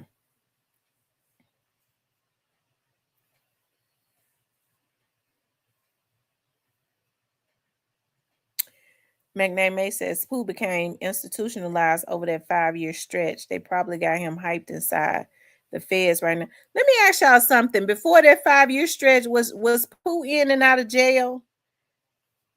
What's Pooh Shiest's name? Is it Lundale? What's Pooh's name? I'm getting ready to pull up his history. What's his? I'm talking about just his history as it relates for being in and out of jail in Memphis. What's Pooh Shiest's name? Lundale what? Is it Lundale? Miss T, look at the information I sent you. Okay.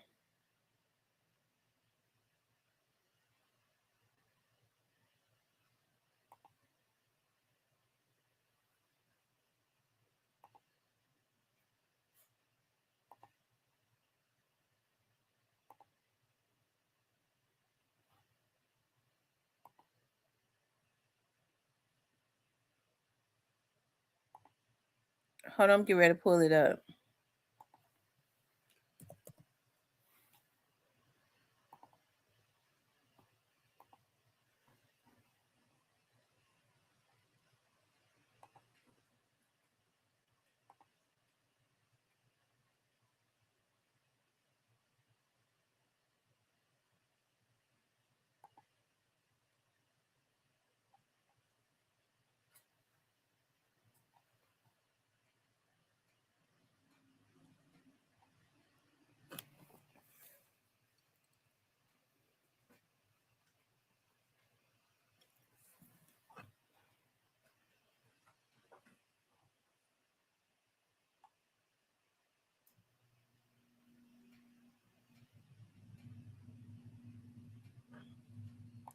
Okay, you guys, I got Pooh Shiesty's.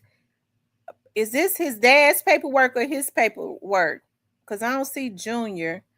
Hold on. I got Pooh Shiesty or his dad's paperwork. Let's see.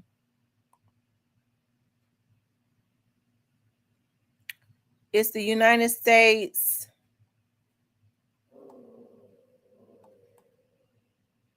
versus Luntrell Williams.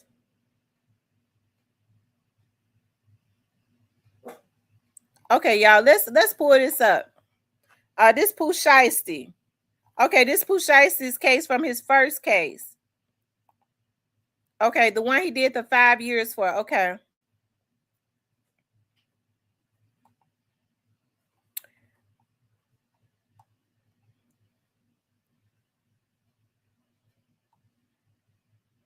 It says the United States of America by, and hold on, let me see.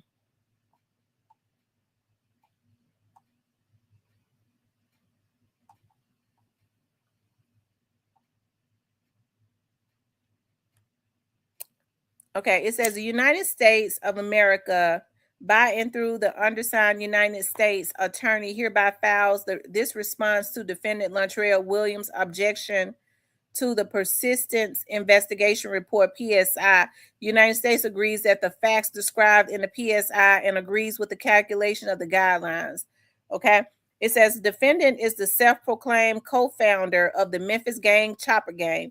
The Chopper Gang is a criminal organization that has terrorized its community through drug trafficking and violent crimes for years. The defendant, as one of the group's leaders, was the epicenter of the gang's commission of a series of violent crimes, including a October 9th, 2020 robbery shooting in Bay Harbor Island, on May 30th, 2021, King of Diamonds shooting.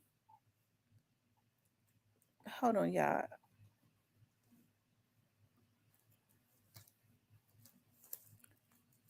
King of Diamonds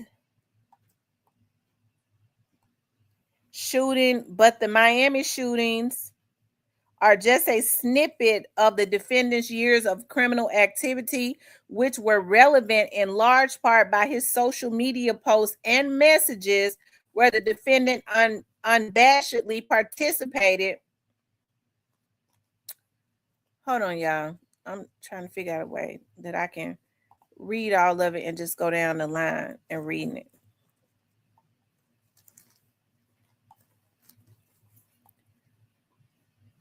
It says, Lord, y'all, they got his Facebook private messages.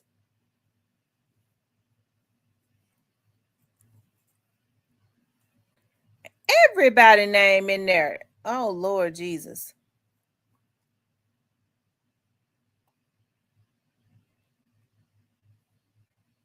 And they said in the messages, got to get rid of all these hot guns too. I got a bitch gonna get everything in her name, and T to P got gun license.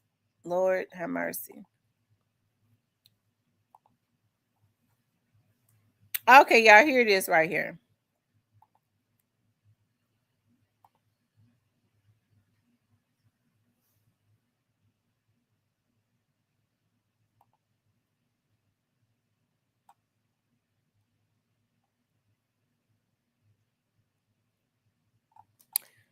These are all of the Facebook messages, all the people that he was talking to. Everybody named, child, on here.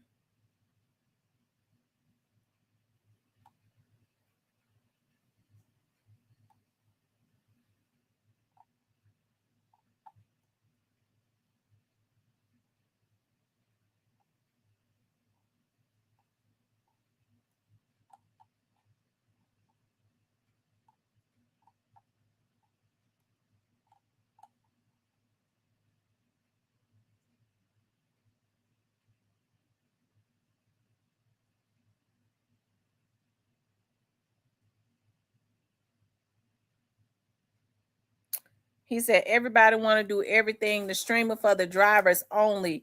Nobody else should be driving a Ray. Y'all gonna get effed off BSing out here.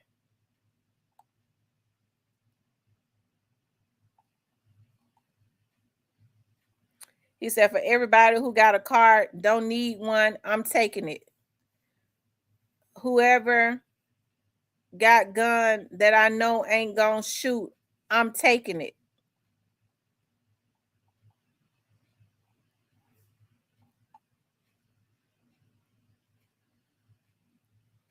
We gotta have a from him, his private messages. We gotta have a real meeting today. Meeting Saturday. We need a meeting. Shit just got serious. It came, they showing his Facebook page. It came from his Facebook. I guess that's, I don't know what that is. Oh my God, that looks gross. Y'all, what is that mess right there? Disgusting. Ah.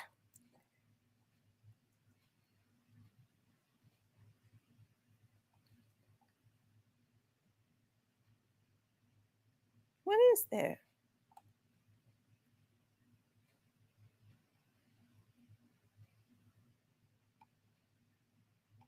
Look like a sack of potatoes or something. I don't know why that would be in there. He said P10.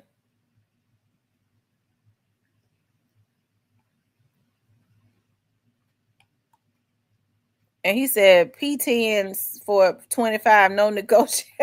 He was selling pills. He was selling pills on his page. Okay.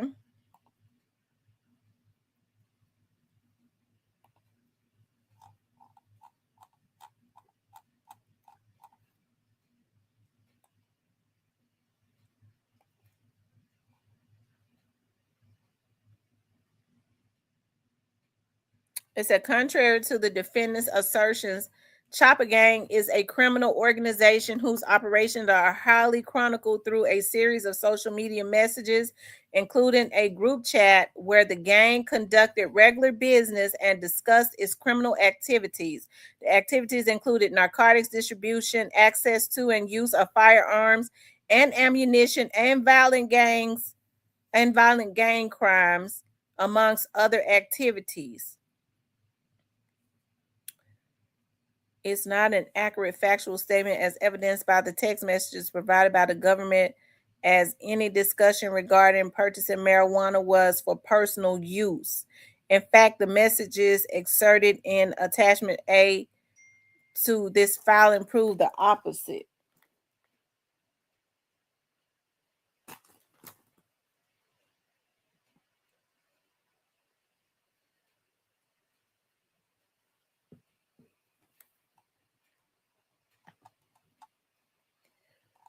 Um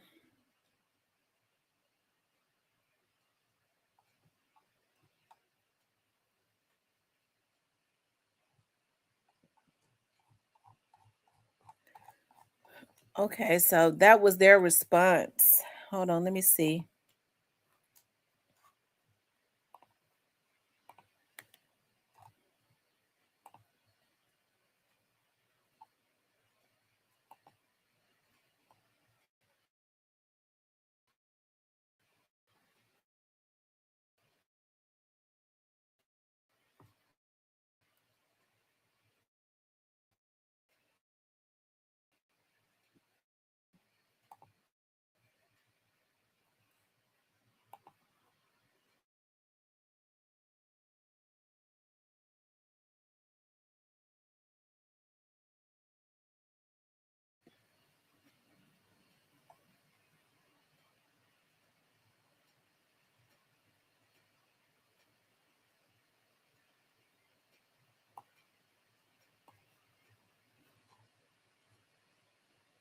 Okay.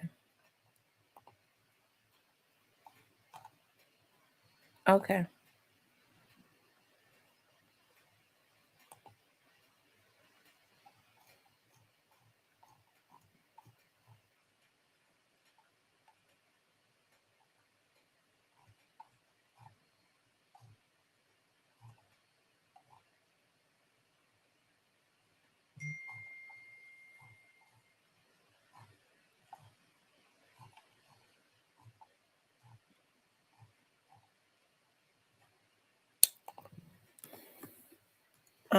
He said, Miss T, if you look up that docket number, you will find that the transcripts were they discussed the bodies. Okay.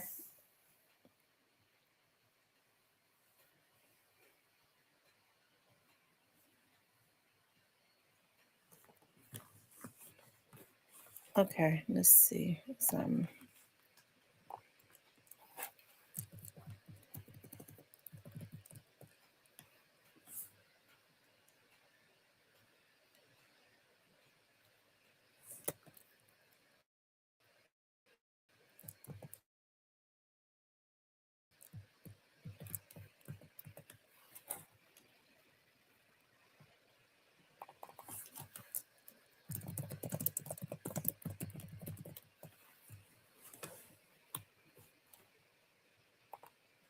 Hold on, y'all. Let me see something right quick.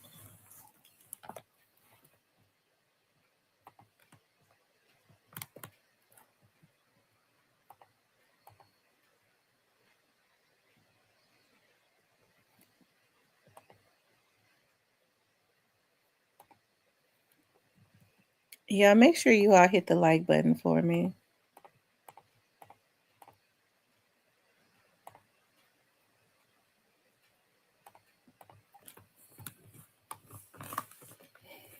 What y'all say his name is? Lontrell Williams?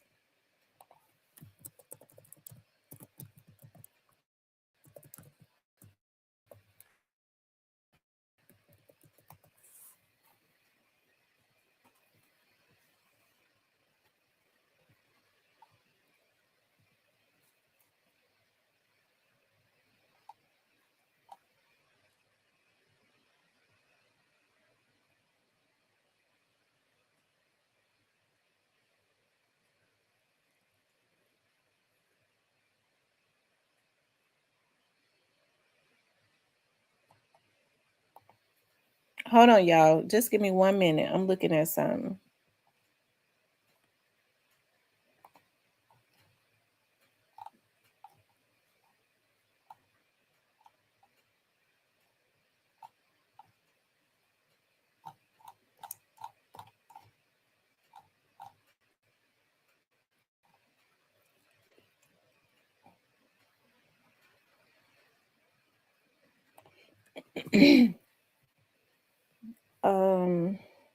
Let's see. Shiesty was born in 1999, right?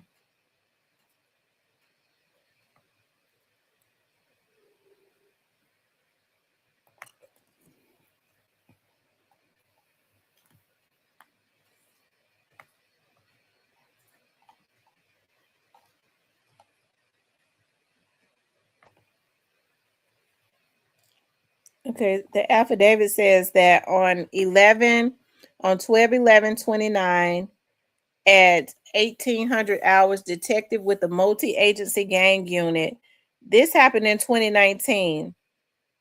Executed a document search warrant for 725. I won't say. Let me see something. I don't want to say the name of the street because they might still live on that street.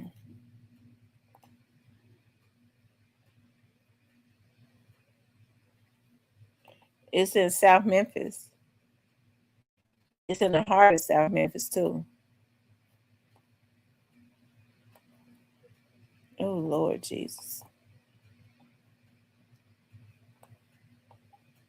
They redid those apartments. Okay. Let's see.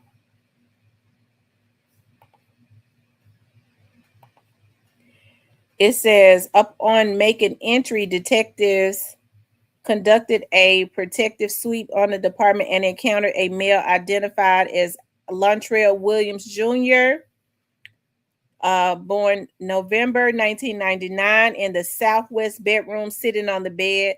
Lontrell Williams Jr. was sitting on a Glock 22 pistol during the time he was detained. Detectives continued to sweep the residence for bodies, but didn't locate anyone else. After the scene was made, safe detectives could smell a strong odor of marijuana throughout the entire apartment. While searching for the source of the smell, detective located a zip bag of currency and a Taurus PT3 Pro SN.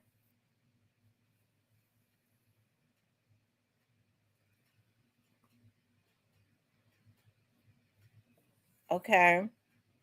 In the master bedroom closet.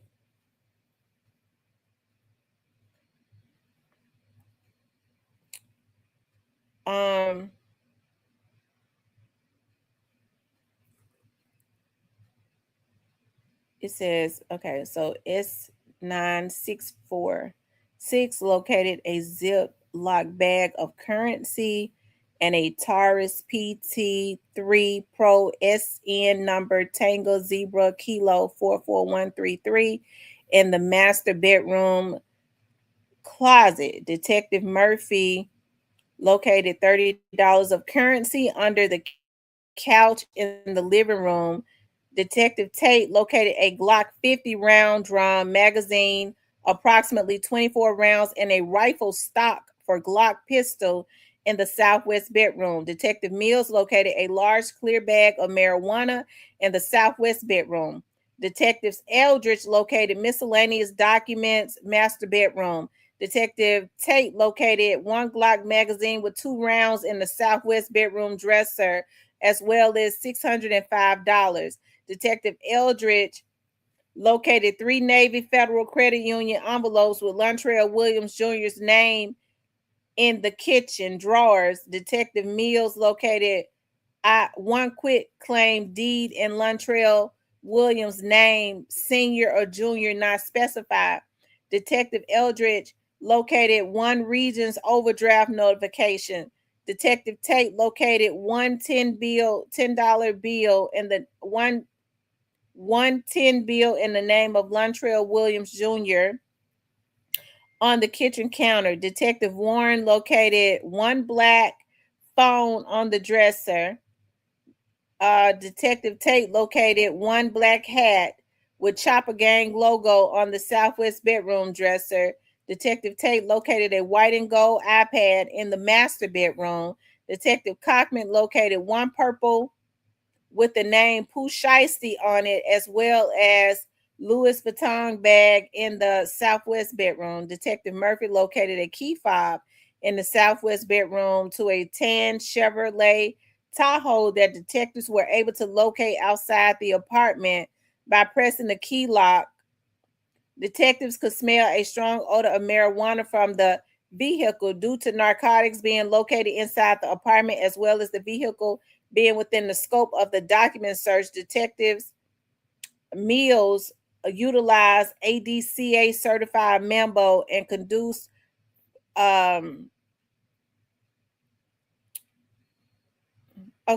conducted free air sniff around the vehicle, in which Mambo gave a positive alert for to the driver's side door. Detectives located a bill of sale for Upgrade Auto Sales on Mississippi in the name of Lontrell Williams, Lontrell D. Williams, date of birth 1999, was transported to 3657 Old Getwell Road for interviews. The vehicles were taken back to 3657 Old Getwell Road pending seizure paperwork. Lontrell Williams Jr. was advised of his rights and declined to talk.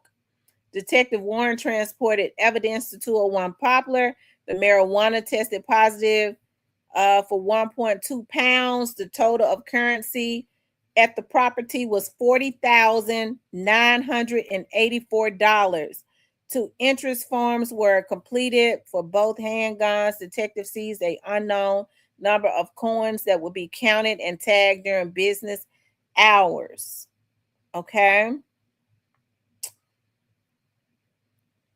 Etc., etc., etc. That was when they got arrested in 1999. That was in 1999.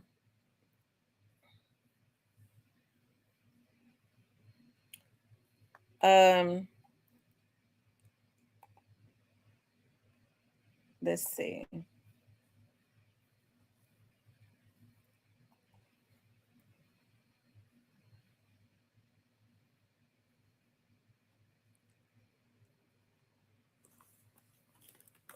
So, yeah. That was in Shelby County. That was in South Memphis too.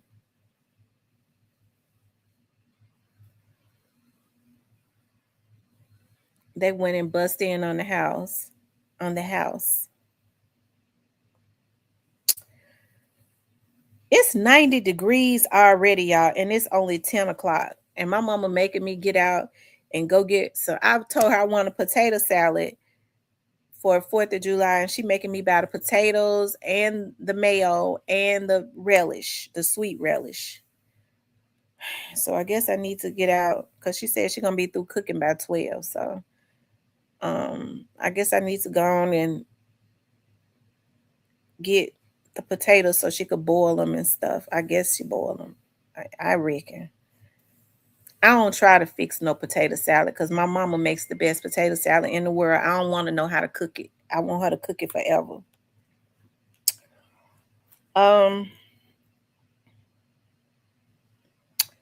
At any rate, I tell you, they had a large amount of, they had a gun, they had a gun in every room of the house. I tell you, I mean, they seized $40,000, but he was a rapper, so I wonder if they gave him that money back because he could justify it. Was he a rapper in '99? As long as you could justify the money, they'll give it back. I remember when my cousins used to get in trouble and they would seize that money. Stephen. I remember remember my cousins just get in trouble. They used to seize their money. They would take their money off of them. My aunties, they would call my aunties like they got arrested. They would go up there. They would always get arrested in Tulane. They would always take out. They would always have a big bank roll of money on them. My aunties used to go up there. That's our money that I work. That's my money. He was holding it for no, ma'am. No, ma'am. We taking this money. They would always say that. No, ma'am. We taking this money.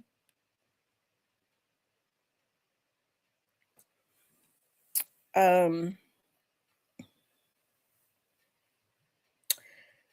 says Stephen Fayette was watching Dolphins as well, and let all them shoot Dolph everywhere and even kill them.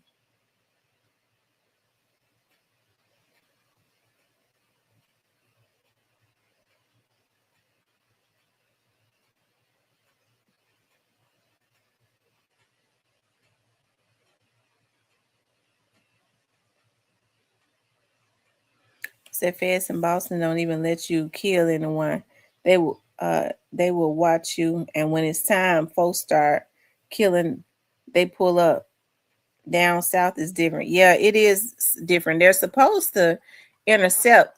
I'm not saying that this is true. I'm not saying this is true, but this is what I feel, even as it relates to Hernandez Govan. I think they intercepted something. I believe that of course they've been watching Quit. The people around him and stuff. Okay. That's why okay. So I'm not gonna get too much into that, but I just kind of believe that they intercepted something as well. Okay, because even regardless to what people feel like he's done and all of that, they do have an obligation to protect him. I'm not saying it's true. I'm not saying it's true, but I just got a strong feeling about that one. It's just a thought that's in my head, which means I'm not saying that it's true, but my mind tells me that. Miss Tam, did you hear about Pooh Shiesty messing with the super? She done messed over. They're gonna make an example out of her. Now she get a federal contract. It's hard to get federal contracts. It is so freaking hard to get them. And they pay a lot of money. You get a federal contract, you making a whole lot of money.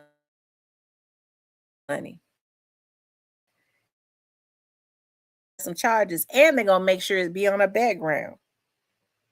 She'll never be able to do nothing with the government organization, and they're gonna be watching her.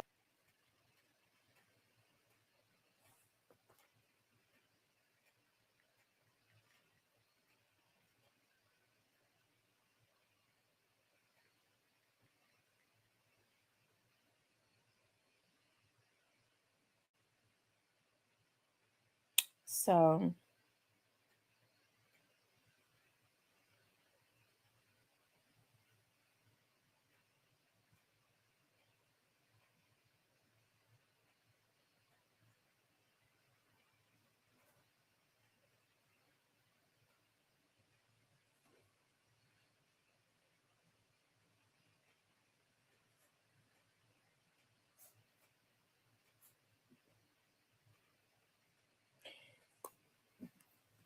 anyway, y'all. I'm breaking up again. Oh Lord.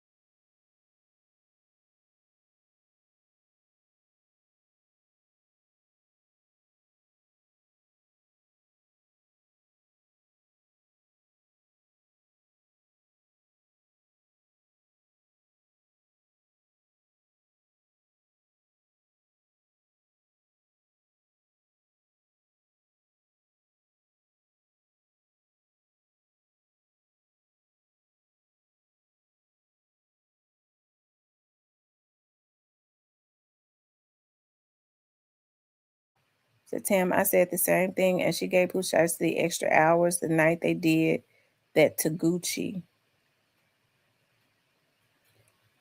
The feds could be sued if they're letting people die. It's hard for me to believe. Right. They have to intercept. They have to intercept. If they know about it, they have to notify the person too.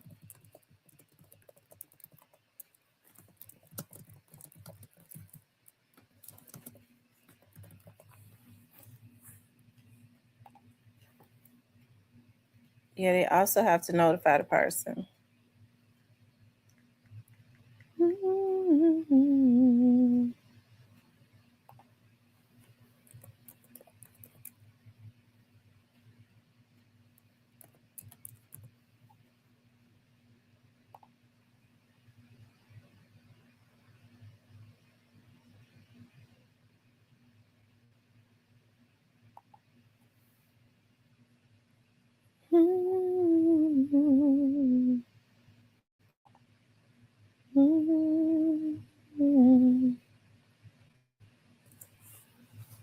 Hold on, you all. I'm looking up something.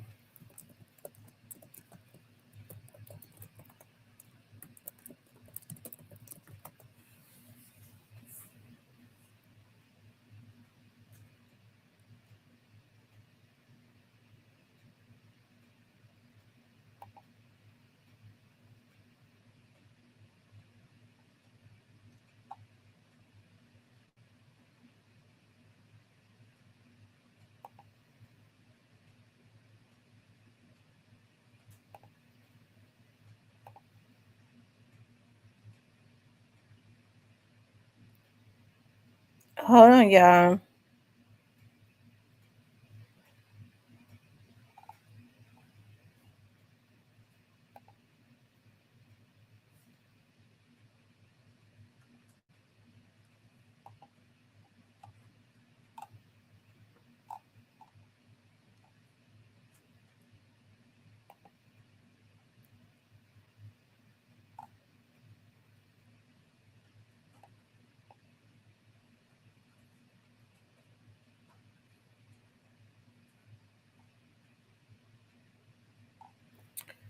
Okay.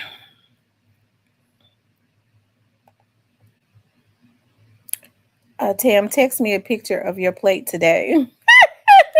Look, I asked my mama, I said, what you cooking? Talking about nothing much. Just my mama like to make chicken dressing for every occasion. It be good too. I ain't gonna even tell no stories. What she do is she take turkey wings and put it in the dressing, but she make her dressing from scratch.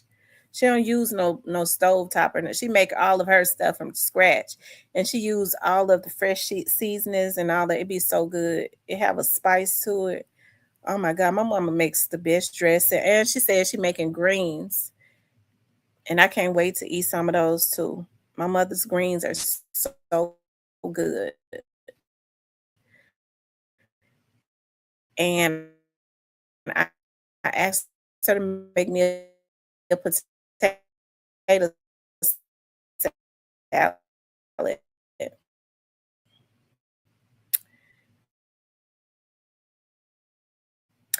And she asked me to bring some. I think I'm gonna throw some chicken on the grill and make a honey garlic chicken. I'm just gonna grill the chicken. I'm gonna grill it and then make my honey garlic sauce and put it and glaze the chicken with it. And that's what I'll say.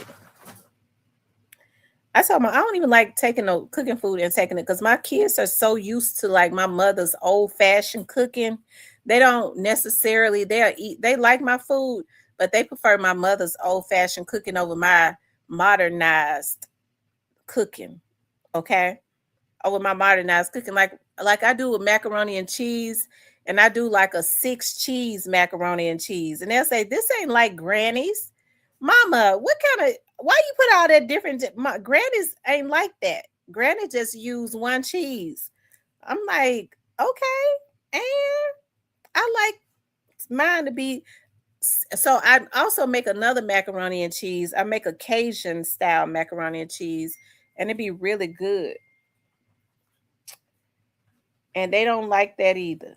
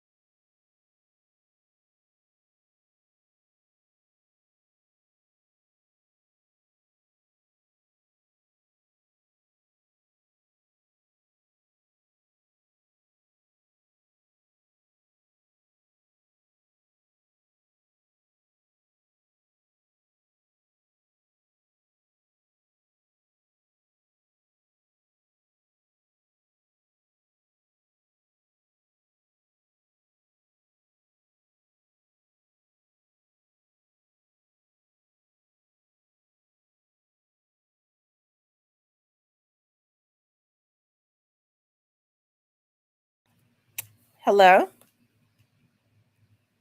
I said hello, Lord. I just got off the phone.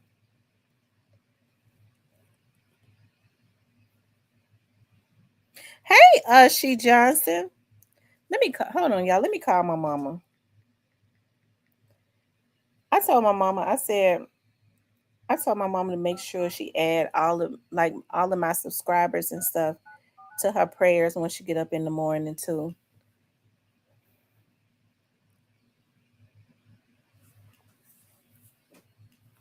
Cause my mama prayers be working.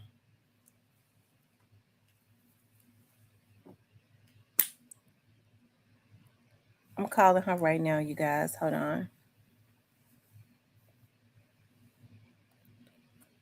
Oh Lord, she didn't answer.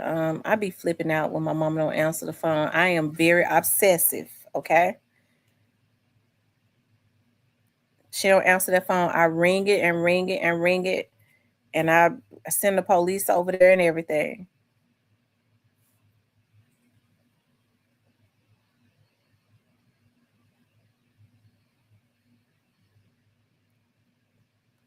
She not answering her phone. Wait a minute. Let me call. Y'all think I should call the neighbor? Maybe I should call her neighbor.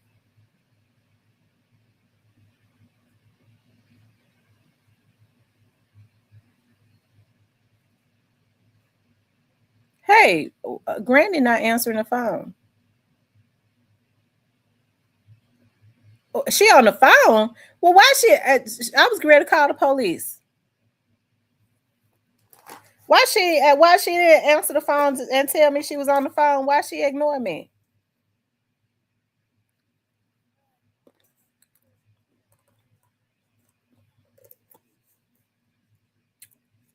Why she didn't send me a text message to tell me she was on the phone?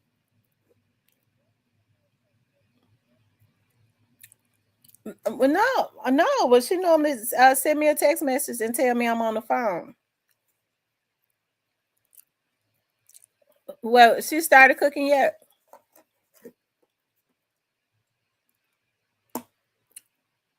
Ask her, tell her I'm going to get those potatoes and stuff and bring it to her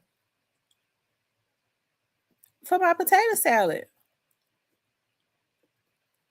You going to the store today?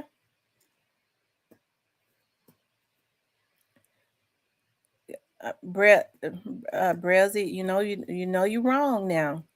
It's hot out there, and rather than you go and get it, I'm your mama. You would rather tell me that you're not getting out. You didn't sound. I believe you is going to the store today.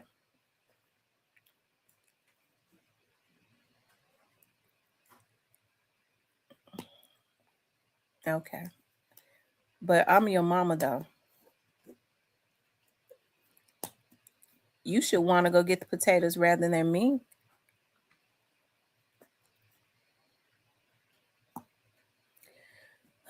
Anyways, all right. I'll talk to you later. Uh, Bye. She gonna start talking about I'm cramping. She knew I was gonna ask her to go get them potatoes. Stanley said, Emerald says, I would never let a ninja make me lose my livelihood, no matter what she should have told him no and kept it professional.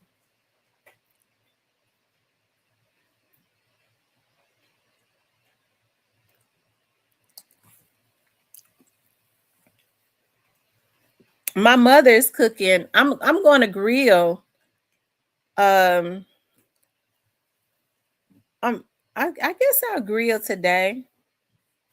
If I go take that, if I take those potatoes over there today, my mother would make the potato salad today, and I'm gonna take enough potatoes for her to make some potato salad for the fourth, and for me to bring some for me to bring home also. Real big bag of potatoes at y'all. I forget where I go that they sell those real big tall bags of big bag potatoes. Um, it's not all this, y'all. Where can I go to get a big bag of potatoes? Kroger's is too high. I'm gonna tell you that right now. And I don't think they got no big bag potatoes. Is it Walmart that's got the real tall bag potatoes? Or is it Sam's? Is it Walmart or Sam's? Or it's Walmart that's got the real big tall bag of potatoes? That's where I'm gonna go. Or to Sam's, because my my puppies, my puppies need some more dog food. So I need to get them another case of their wet food. I get that from Sam's. And I always get my the big tall thing of my cheese, my Parmesan cheese from Sam's. And I always get my mozzarella balls from Sam's for my salad. I just need to go to Sam's. I just need to go. And I get my I need some, they have a sale on the heavy cream. And I need to get me some pans, some aluminum pans. And I need to get me some plums. And I got me a real big watermelon yesterday from Cash Saver, and they said every one of them sweet. The guy said all these watermelons are so sweet. I can't wait to. I'm gonna cut it today. I'm cutting it. I'm not taking that one to my mama's house. I'm gonna choke all that down as fast as I can choke it. Kawana says, "Thank you, Jesus, Tamara. You know I'm still fighting cancer, so let her know. Let her know my name is Kawana Maxwell. Okay, I will. I sure did. I told my mom to make sure she pray for everybody on this line. She been getting up at 5 o'clock every morning. We be praying too at 7. So I asked her. She was on this morning and on the praying line, and she mainly be coming into agreement and stuff. Because it's good when you pray to have people on there to come into agreement. And another thing that, if it's something that you all, I want to tell y'all this, if it's something that you all have before God that you want, whether it's more money, debt cancellation, healing, restoration of relationships, all of that, because it's a lot of people that's hurt. I was reading about a case that I'm gonna do a show on. It was in Jackson, Mississippi. And the reason I'm gonna talk about it is because I've been seeing it in the last few years. It's been happening more and more and more. And y'all don't let your stomach get upset. But incest has been happening more and more and more. I don't know what is going on, and it's been happening more and more and more in the Black community. It's bad in any community, but it's been happening more and more and more. So I was looking at this morning, I was reading this case where this Black guy that's 41 years old, okay, was having a sexual relationship with his daughter, okay? They found the text messages. His daughter at the time was 14 years old. They found the text messages.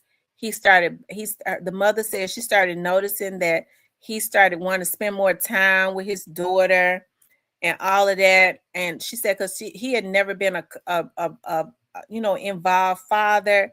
She went through her daughter's phone. And then when they broke him down and showed him the text messages, he turned around and said his daughter was the one that pursued the relationship. He didn't really want to do it, but she was the one that told him that she looked at him as more than just a father, and she wanted to have sex with him. And they've been having sex. He been having sex with his daughter from 14 all the way up to 17.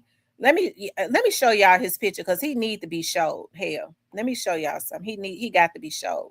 These folks got to be embarrassed. They need to be. Let me see if I can find that picture. Thank you, Holy Ghost. We got to start putting the devil on display. Where that picture at? Here we go, right here. Okay, here we go. We're going to start putting the devil on display. Y'all look for a video. I'm doing a video on it. He started having sex with her, probably more than that, but they can only document it from 14, and she's 17 now. And he said that his daughter was the one that pursued the relationship. How sick is that? How sick is that?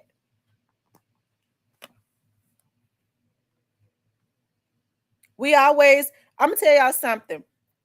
I think in the Black community, because it's probably been in everybody's family, in the Black community, people have always tried to hide the child molesters. Okay. Now, this man right here, 41, he's sitting up talking about his daughter was the one pursued the relationship. What you mean? You don't have a relationship, regardless to if she was sick, you get her some help. If she looking at if a girl looking at her daddy in a sexual manner, that's the time for him to say, you need to get you some help. You don't have a sexual relationship with your underage child, no relatives at all. Okay, but I'm gonna tell y'all something, especially in the Black community, the Black people have always tried to protect child molesters. I'm gonna tell y'all something. I'm only talking about this now because my mother has been freeing herself. My mother has always been like a very passive, like, I didn't know growing up, everybody just thought she was nice, just like the nicest person. She always put other people before herself. That's why I'm like I am, right? Because I looked at how people just kind of took advantage of my mom, right? Because she was always just trying to help everybody. Everybody loved her. Oh, we'll get Ann to do it. Ann to help you. Everybody just knew Ann was going to be the person to help everybody. Ann going to like, so I asked my mama one time. So I was like, I said, as I got older, and especially when I started working for the police department and they started giving us classes and stuff, I started getting involved in helping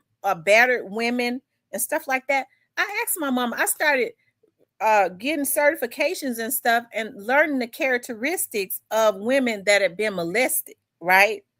And I asked my mama, I said, because folks would always say when I was growing up, you is totally different from your mama. You just a firecracker. You ain't got none of your mama's personality. So I asked my mama, I said, were you molested? For a long time, my mother denied it. Don't y'all know my mother just got herself free since she has been, like, my mother is in her 60s now. She just got herself free a few years ago. And she said, people always speculated that my stepfather molested me. She said, and he was so evil to my grandmother. She was like, I wanted to tell my grandma. She was like, I wanted to tell mama, but when I saw him shoot her, I knew how dangerous he was, and so I decided that I was not going to say anything because it would make it worse. And she said he would come into my bedroom, and she said he never penetrated me or anything like that. She said, but when my grandmother, when she would go and stay with my grandmother because they had moved to New Orleans, she said when he would come into my room when mom would go to sleep, and he would rub my butt. And she said, I would play sleep. I was so scared. And I was 7 years old at the time. And she was like, I internalized that my whole life. I never said anything. I just always internalized it. And it makes me so sad for my mother, right? That's the reason why I'm a bulldog on these motherfuckers. When these men think that they gonna violate me, I try to be as vicious as I can be to them. Bitch, I say, leave me alone, ho. I'm putting the folks on you. I'm gonna make your life hell. Okay, because that's the issue. You have a lot of men that feel like they can just violate women. They hate women. Okay, they don't even respect their own daughters and stuff. And so that's one of the reasons why I don't know why I had always been led to, and that's one of the reasons now, even on my praying line, I ask for God to free and liberate women that have been molested. I've never been molested or anything like that. I always wondered though why they were so protective of me. Like I wasn't allowed to sit on no men's laps, and I wasn't allowed to spend the night at people's houses, like other than Vanessa, because Vanessa's mother was very strict, so I could spend the night over there. Even though she had brothers, Vanessa's mother didn't play. And but I always pray for that because psychologically it messes them up. My mother's very reserved, and she's just a very loving, kind person. She is. And I can imagine being a 6-7-year-old child with a grown man doing that to you and having to internalize that because of how violent he was, wanting to tell your mother. Instead, she decided that she wanted to just go back and live with my great grandmother, and she didn't even tell my mama. And so psychologically, it can mess you up because my mother kind of affiliate what that man did to her with New Orleans, like with Louisiana. Like I have friends that's down there in New Orleans, and my mother, whenever I go to New Orleans, my mama go, I really wish you wouldn't go to Louisiana. I think it messed her up psychologically. She has not been able to disassociate that it was just that man did that and not the state of Louisiana. And she'll say, and I tell her, let's go to New Orleans. I know I'm never going to New Orleans. I'm never putting my foot back in Louisiana. I'm never going to Louisiana. Like they had gone to Biloxi, and her and some of her cousins, some of my aunties, and they went over into Louisiana. They went over to New Orleans. My mother wouldn't go. She stayed at the hotel. She said, I told him I'm never going back into the state of Louisiana. And my mother's in her 60s now, and it has messed with her since I guess maybe the memory of what happened to her in Louisiana, right? Because that's where my grandmother and that man, her husband at the time, had moved to, right? But people tried to. My grandmother didn't. She never told my grandmother. My grandmother's no longer with us. She never told my grandmother, right? And so that's why I feel like it is so imperative. Like even when you see young ladies that are promiscuous and they're around here sleeping around, people call them fast and stuff. You don't never really know what they've been through. Let me tell y'all something. You have prostitutes working for the police department. When them prostitutes used to come through there, and I used to be typing them statements and stuff, and they was on drugs, all of those prostitutes had the same story. They would tell you they had to get high on crack. They were not there having sex with men because they liked it. They hated it. As a matter of fact, they had such a hate for men, and they would say, I got to get high. I can't have these men on me, in my ear, them talking in my ear. They would tell them, don't kiss me. It was like, it makes us sick for them to kiss us. It makes us sick to hear them moan in our ear. We cannot do this unless we are high. It's not because they like sex. I have an issue with men that say that. You know, when they go, yeah, you know, they having sex with all them men because they like sex. That's a motherfucking predator. I know predators. I've taken classes. I know them. Okay. I know them. I can spot them. No, these women have had issues. A lot of them have been molested, and some of them internalize it another way. They get on drugs.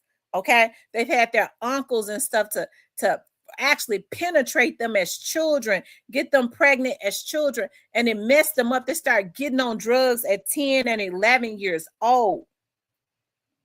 And so I think we have to be more sensitive to what goes on. You don't ever really know what people have gone through, right? And so I really do advocate for stuff like this. And folks say I hate men. Now I love men, the ones that's healthy. I don't like men that try and violate women. Those the ones that I advocates to. I wants to keep them in jail because they ain't got no business out.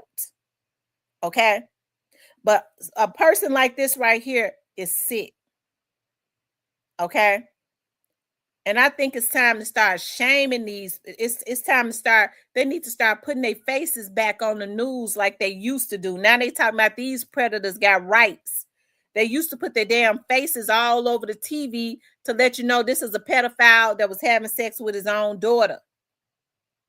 Okay, now they let the predators have rights. Well, it was just allegations. They suing the news station. Now the news stations, the TV and stuff, they scared to even put them up there. Okay, they really need to be castrated.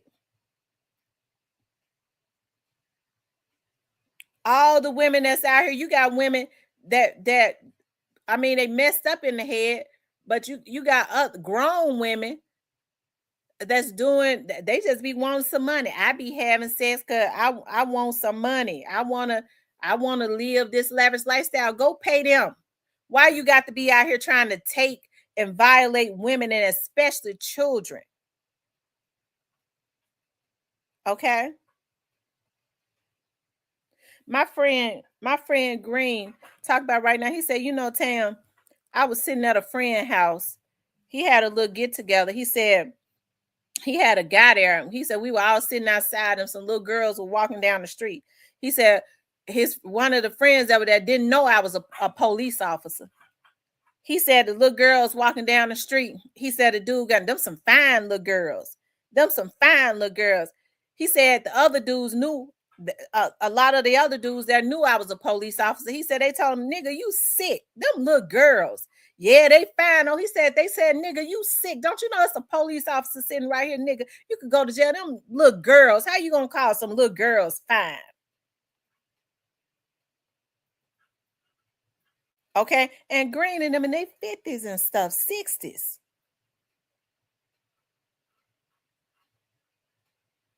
So y'all, it is something wrong. Okay, people do stuff as long as they can do it in peace, as long as they feel like people gonna hide them. And that's the issue with the Black community. They want to they know Junebug been molesting all the little girls and stuff in the family, but they want to protect Junebug. Junebug might be a drug dealer, giving them a little something to pay their light bill. So they allow the little girls and stuff to go through the trauma, and the little boys, okay, and try to protect Junebug. And we got to stop that stuff. What kind of man is it? You want to have sex with your own daughters and your nieces and little cousins and stuff like that? The family should have been handled him. Do you hear me? The men in the family is supposed to handle him. Let me tell y'all something. When I was growing up in Clementine, listen, it was a guy over there that they claim that molested girls. He didn't do it in Clementine. You know why? Because them thugs weren't gonna let him live over there. Us kids, we were never scared to play because they weren't gonna even let nobody from the outside come over there and mess with us. They stood out all day doing their dirt, but they didn't bother us, and they weren't gonna let nobody come into them projects and bother us. When they were selling that little crack and stuff, they would go down to the other end on the side of the projects or whatever. They didn't do it in front of us.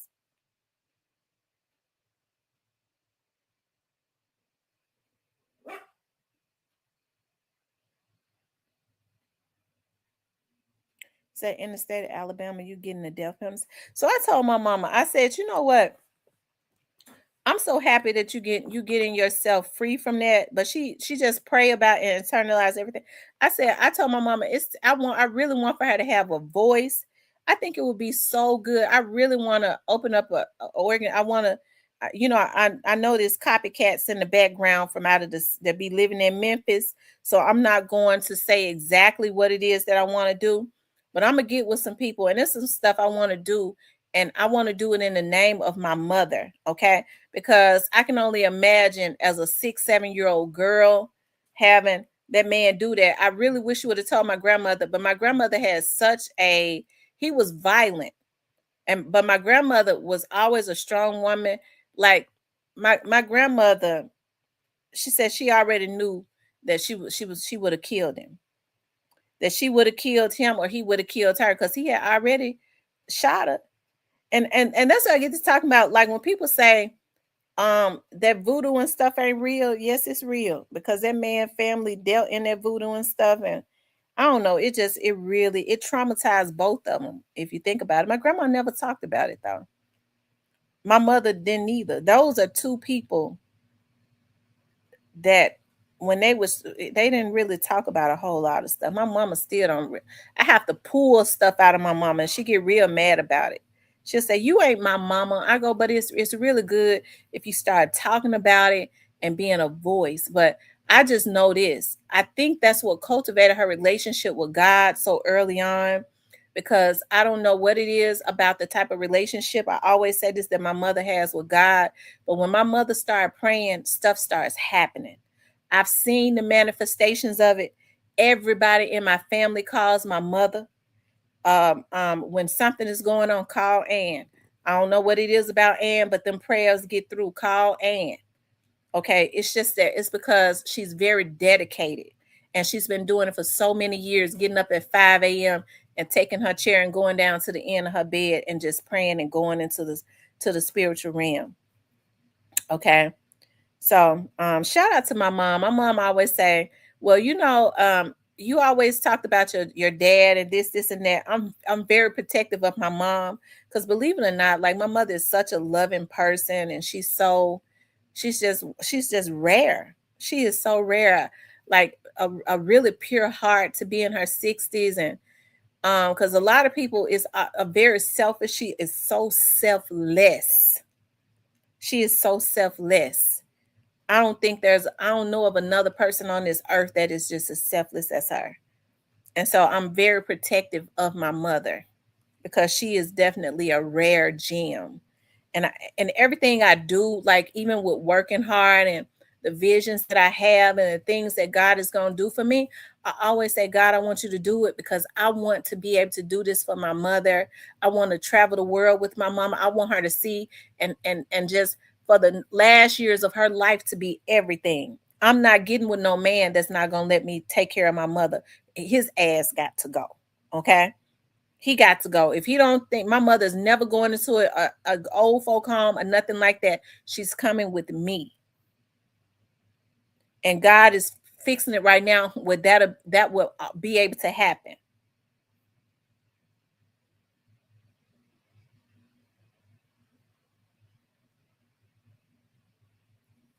Yeah, my grandmother would have killed him. She would have.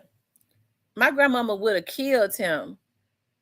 I remember like my grandmother's nephew, he grew up with them. He was the same age as my grandma was the baby. And I was a little girl. We was living in Clementine. And he grew up with them like their brother. He had a wife that was real controlling and crazy. And she didn't like my grandmother. So they came into Clementine and he would always come to my grandmother's house. And so he would come to our house when his wife would put him out or whatever. So she would come to get him. She was real controlling over him too. She was a big old woman over him. And so she was cussing outside standing downstairs cussing outside. And she cussed my grandmama out. Then she turned around and bent over and raised her dress up with everybody looking. Didn't have on no panties or nothing. Told my grandmama to kiss her ass. Well, when you leave out of Clementine, we lived in the second drive. You would have to go out of the second drive and you go down Clementine, go down the street to get back out into Elvis Presley. My grandmama went into the house. My grandmama always had a 22.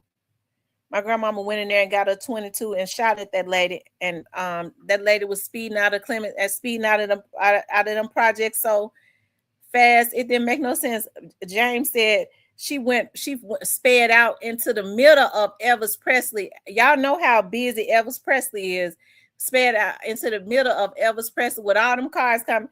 And James said he told her, well, hell, you might as well have they call my grandma Jack. You might as well have let Jack kill us than to get us out here in Elvis Presley and have the cars to tear us up. She was running so fast out of them projects and she never came back over there. When she put him out, he came over there. She never came over there to my grandma's house showing out.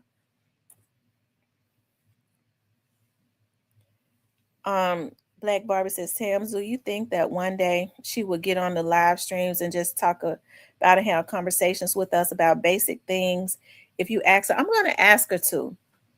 That would be really nice. She is so calming, and my kids talk to her. If they have problems, they always go to my mother because she knows her spirit is so calming. They already know I'm gonna panic and be fussing and all of that. Okay, my daughter messed around and made the mistake of telling me she was going to Texas with her friends, and I had a fit. I had a living fit. She is not going to no Texas.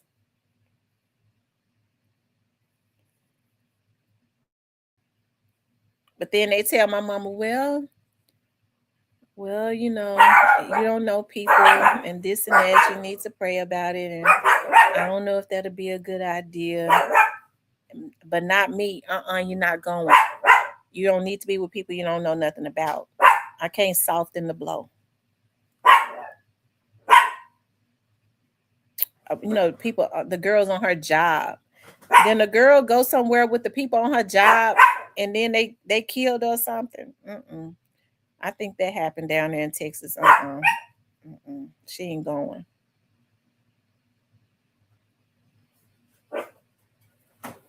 I know people say, well, she about to turn 28. You can't tell her what to do. I don't care. She is not going.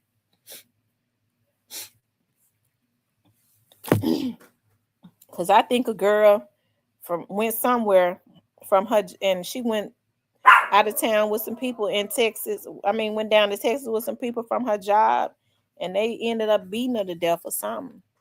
I'm gonna try to find that article so I can show it to my daughter. She don't need to go.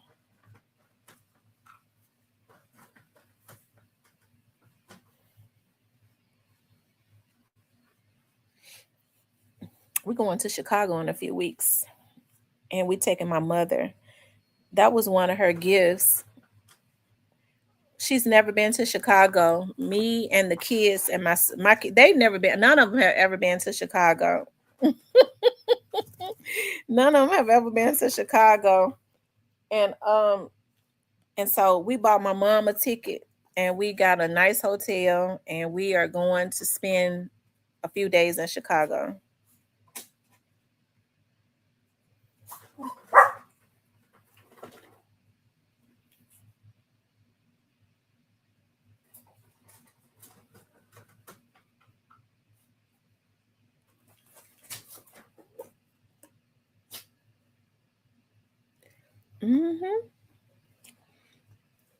I went and got her paperwork for her real ID yesterday. I think she's so excited. First, she was like, "No, I ain't gonna go," because y'all know her leg messed up. She's like, "I don't want to ruin nobody's trip. I know y'all don't want to be bothered with me." I said, "Lady, we already bought your ticket and stuff. You was going." She's so happy. She's so excited.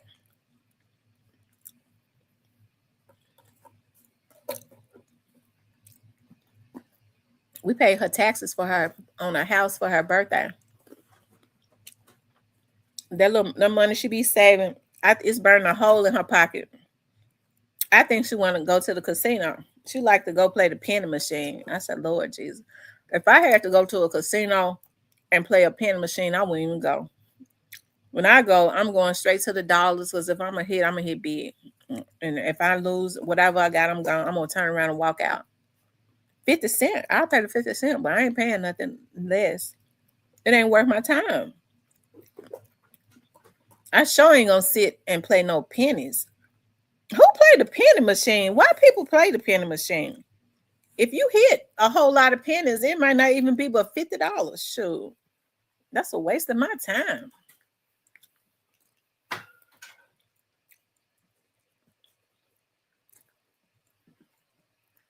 Who played the penny machine at the casino? You don't win no money.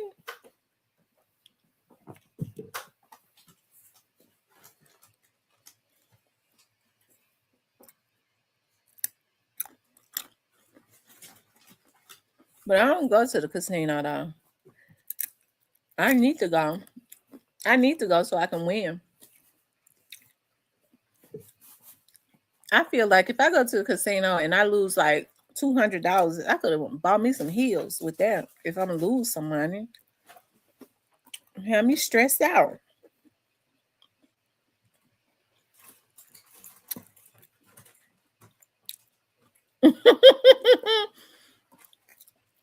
She said my mom sent me articles all day. I don't like my children being far away from me. Texas is too big. I'm talking about going with some co-workers. She ain't never been to Texas. Yes, she has. She went to Dallas. We went to Dallas some years back, but she was with me. That's different. She's not going to no Houston with no co-workers.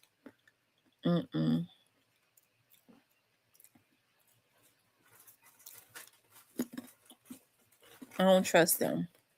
I don't trust her co-workers. She's a pretty girl. They might be jealous of us. They try to do something to my baby.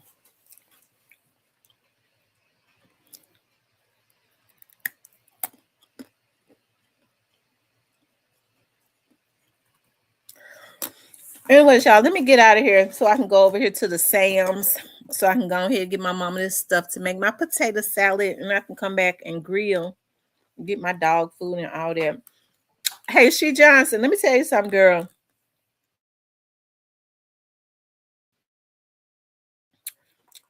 Ross's been having all of their I wear bikinis. I like bikinis. I don't wear thongs, okay?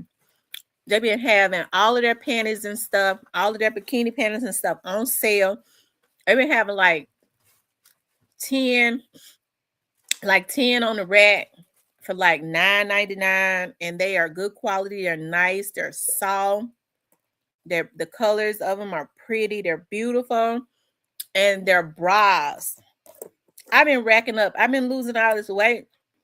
My breast, my back going down. That's what that is. I ain't no big back no more. Praise the Lord.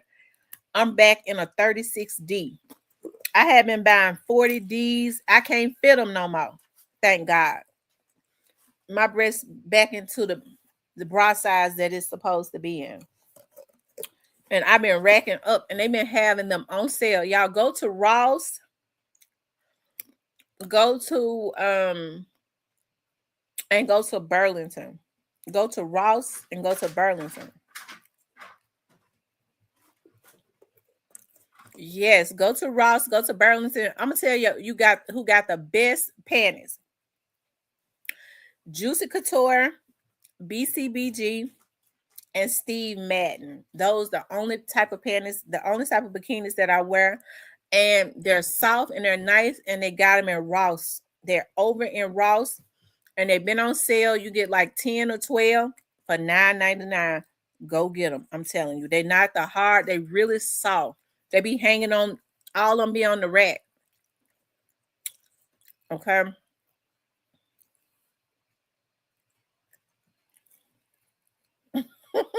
Stanley, Stanley. Stanley got a crush on She Johnson. Stanley got a crush on Steve Johnson. He try. I guess he trying to take She Johnson to Longhorn. All right, you guys. I enjoy being on here with you all. Y'all remember this guy, Stanley. We already know what it is. Y'all, this right here is the guy that was we was shaming him. Okay, this is the guy we shaming. He in jail right now. It's the guy we shaming. Okay. Anyways, that I had up there on the screen. Anyways, you guys, I am getting ready to get out of here and go to Sam's. Listen, I love you all, so I can go ahead and start my grilling, so I can make my honey garlic chicken. She Johnson honey garlic chicken is a good one that you can make on your show. The way that you make the honey garlic sauce is I like to grill my chicken. So I put all my seasoning on my chicken and stuff. And I'm gonna tell y'all another seasoning that I found that is so good, and I got it out of Aldi's. Okay, y'all, I was so shocked that this seasoning is so good. I put it on everything. It is called Chicago steak seasoning. You can put it on chicken. It's good. I don't know what it is, so good. But so I take my honey and make it warm. Okay, I put it in a pan. Heat it up a little bit. I take fresh garlic and crush it in my garlic crusher and put the fresh garlic in the honey. You put 2 teaspoons of soy sauce, 2 teaspoons of ketchup. Okay. And if you want to put some more seasoning in there, you can, but those are the main ingredients. You stir it up, and once the chicken is done, you take it, or you could put the chicken in there. You can put the chicken, take the chicken and add it into the pot, or you can glaze it in the pan. And I'm telling you, it is so freaking good. And that is what I am making for the 4th of July. That's what I'm taking to my mama's house, because my kids do like that. I made it one Christmas and my kids ate all of that. Okay. Anyways, you guys, I love you all. Y'all be safe out there. Make sure you stay hydrated. It's already almost 100 degrees out there. It's not even 12 o'clock. So all you men that's hard-headed, that like to cut your grass on the hottest damn day of the year, don't be out there drinking no whiskey, okay, while you cutting your grass. Wait until 7 o'clock to cut the damn grass. And don't be out there because you're a damn alcoholic drinking and cutting the grass, or else you're going to be laying out flat the grass, okay? Because men bad about that. They stupid. But anyways, you guys, I love you all. I'll talk with you later.